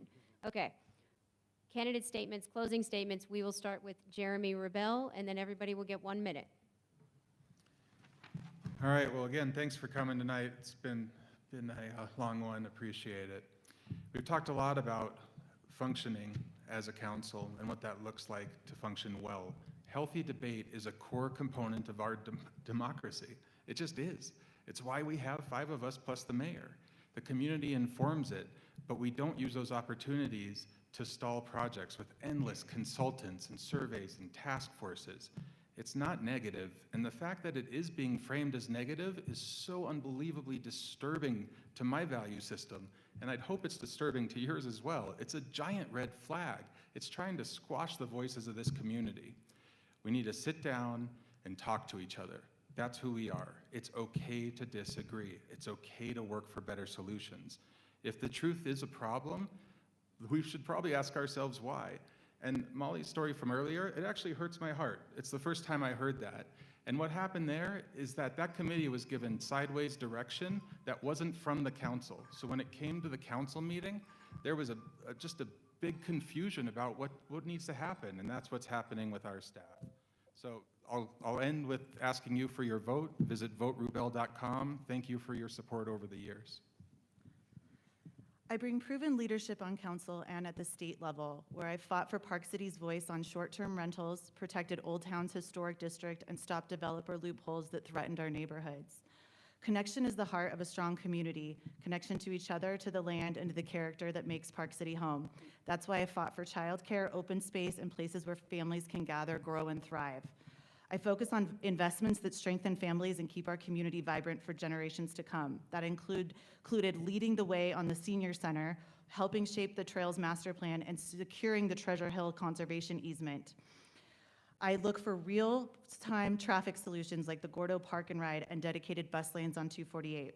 I show up, I do the work, I bring people together to get things done, and I respect our city team and our experts and our partners. And I stay grateful and have a little fun along the way. Park City has raised me. I've lived for 4 decades of change, and what I've learned is you can honor the past and still move forward. It takes leadership that values history and momentum. So last thing I'll say is, let's be honest, this city should never stand in the way of a local and a powder day. I was at a chamber event last year actually, and Miles Rademan was speaking. He was quoting a poet when he said this: "Find your place in the planet, dig in, take responsibility." That is what I plan to do on City Council. The tagline for the campaign is "Vocal for Locals." And yeah, it's catchy, and we mean it. We want to represent your voices at City Hall. We want to make sure that we're moving projects forward, and I believe I've demonstrated that in my 16 years in the community and the commitment I've shown day in and day out. So thank you all for being here. Thank you for your consideration, and thank you to the Park Record and KPCW for hosting. Thank you. Thank you all for showing up. Sorry we've run over. You know how much I hate that. I've heard a lot about people saying that they can do this or they've done that. I believe it's going to take all of us working together to address the real challenges facing Park City. Not one of us up here can fix it alone. Together we can make our community stronger and better, and I believe that from the core of my being. My vision is built on unity, inclusivity, and collaboration. By working across all levels of government and staying connected to the people who live here, we can create lasting solutions that serve both current and future generations. I'm about the people, not the position. I mean that too. And with your support, I'll bring my experience, my values, and my energy to the Park City Council. Thank you, and please consider voting for me. I love Park City. It's been a great place for my family. But watching the challenges that it seems to have had with the council in the last few years has been really frustrating. So it was a call to action for me to get involved. I believe we have to work across the lines. I think we have to find collaboration and we have to be able to be respectful to each other. I agree with Jeremy, it's okay to disagree, but we have to do it respectfully. We got to build forward. So in order to solve these big problems that are coming down the pike, whether that's loss of workforce going to Deer Valley East or whether the growth that's coming down, we have to work together. And I believe I have a track record of getting stuff done. At the NEC, we got the Mountain Center done. I worked with the Crandalls to work to get a good deal for the non-for-profits, the first responders, and our school district. And I've worked with Karen Marriott to put together Serve Park City, a day of service for all of us to come out to work together. So I have a track record of getting stuff done and working across those lines, and that's what I'll bring to this as a citizen leader. Thank you. I hope I earned your vote. Friends and neighbors, thanks for coming out this evening. Thanks to the Park Record and KPCW for keeping us within the time constraints and making this accessible to everyone in terms of their time commitment. I think that's really important as we move forward for council, is making our council decisions accessible to the community and allowing you to be involved with those processes by not being overly onerous. Yes, it's important to disagree. We're never going to get everyone agreeing on everything at any point in time. It's never happened before. But what's more important is compromise and voting for someone who you know stands for your ideals and is willing to make those compromises in your best interest. That's what I look to offer. And hopefully through my experience and contributions to the community, you can see that I'm not just here as a cult of personality, but I'm here as your neighbor to do work for you, and I look forward to it. Boy, do you guys have a tough choice. My years of taking action, my institutional knowledge, have demonstrated I know how things work or don't work. Our beloved city is not working for everyone right now. We got out of balance. Locally, we must stop defining ourselves as left, right, independent, or unaffiliated. We all have to define ourselves as together. Together, we can make miracles happen. City Hall has work to do in and throughout our community, and I'm running to fix it. I would love your consideration for your vote tonight, and thank you all for coming out. I have lived in Park City for more than 14 years. To me, public service means preparing, showing up, listening hard, and working harder. It means accountability, collaboration to take action, and treating everyone with kindness and dignity. That's how I live my life as a volunteer, a worker, a neighbor, a mom, and a wife. And if given the honor, it's how I'll serve. I'm running for Park City Council because I love this town. I believe in this town. I believe in its people, and I believe in kindness. I believe we can tackle our challenges together and create something beautiful as we also preserve the magic of Park City for generations to come. Okay, thank you, everyone. I will just say that we will be back here on Wednesday, October 15th for the final.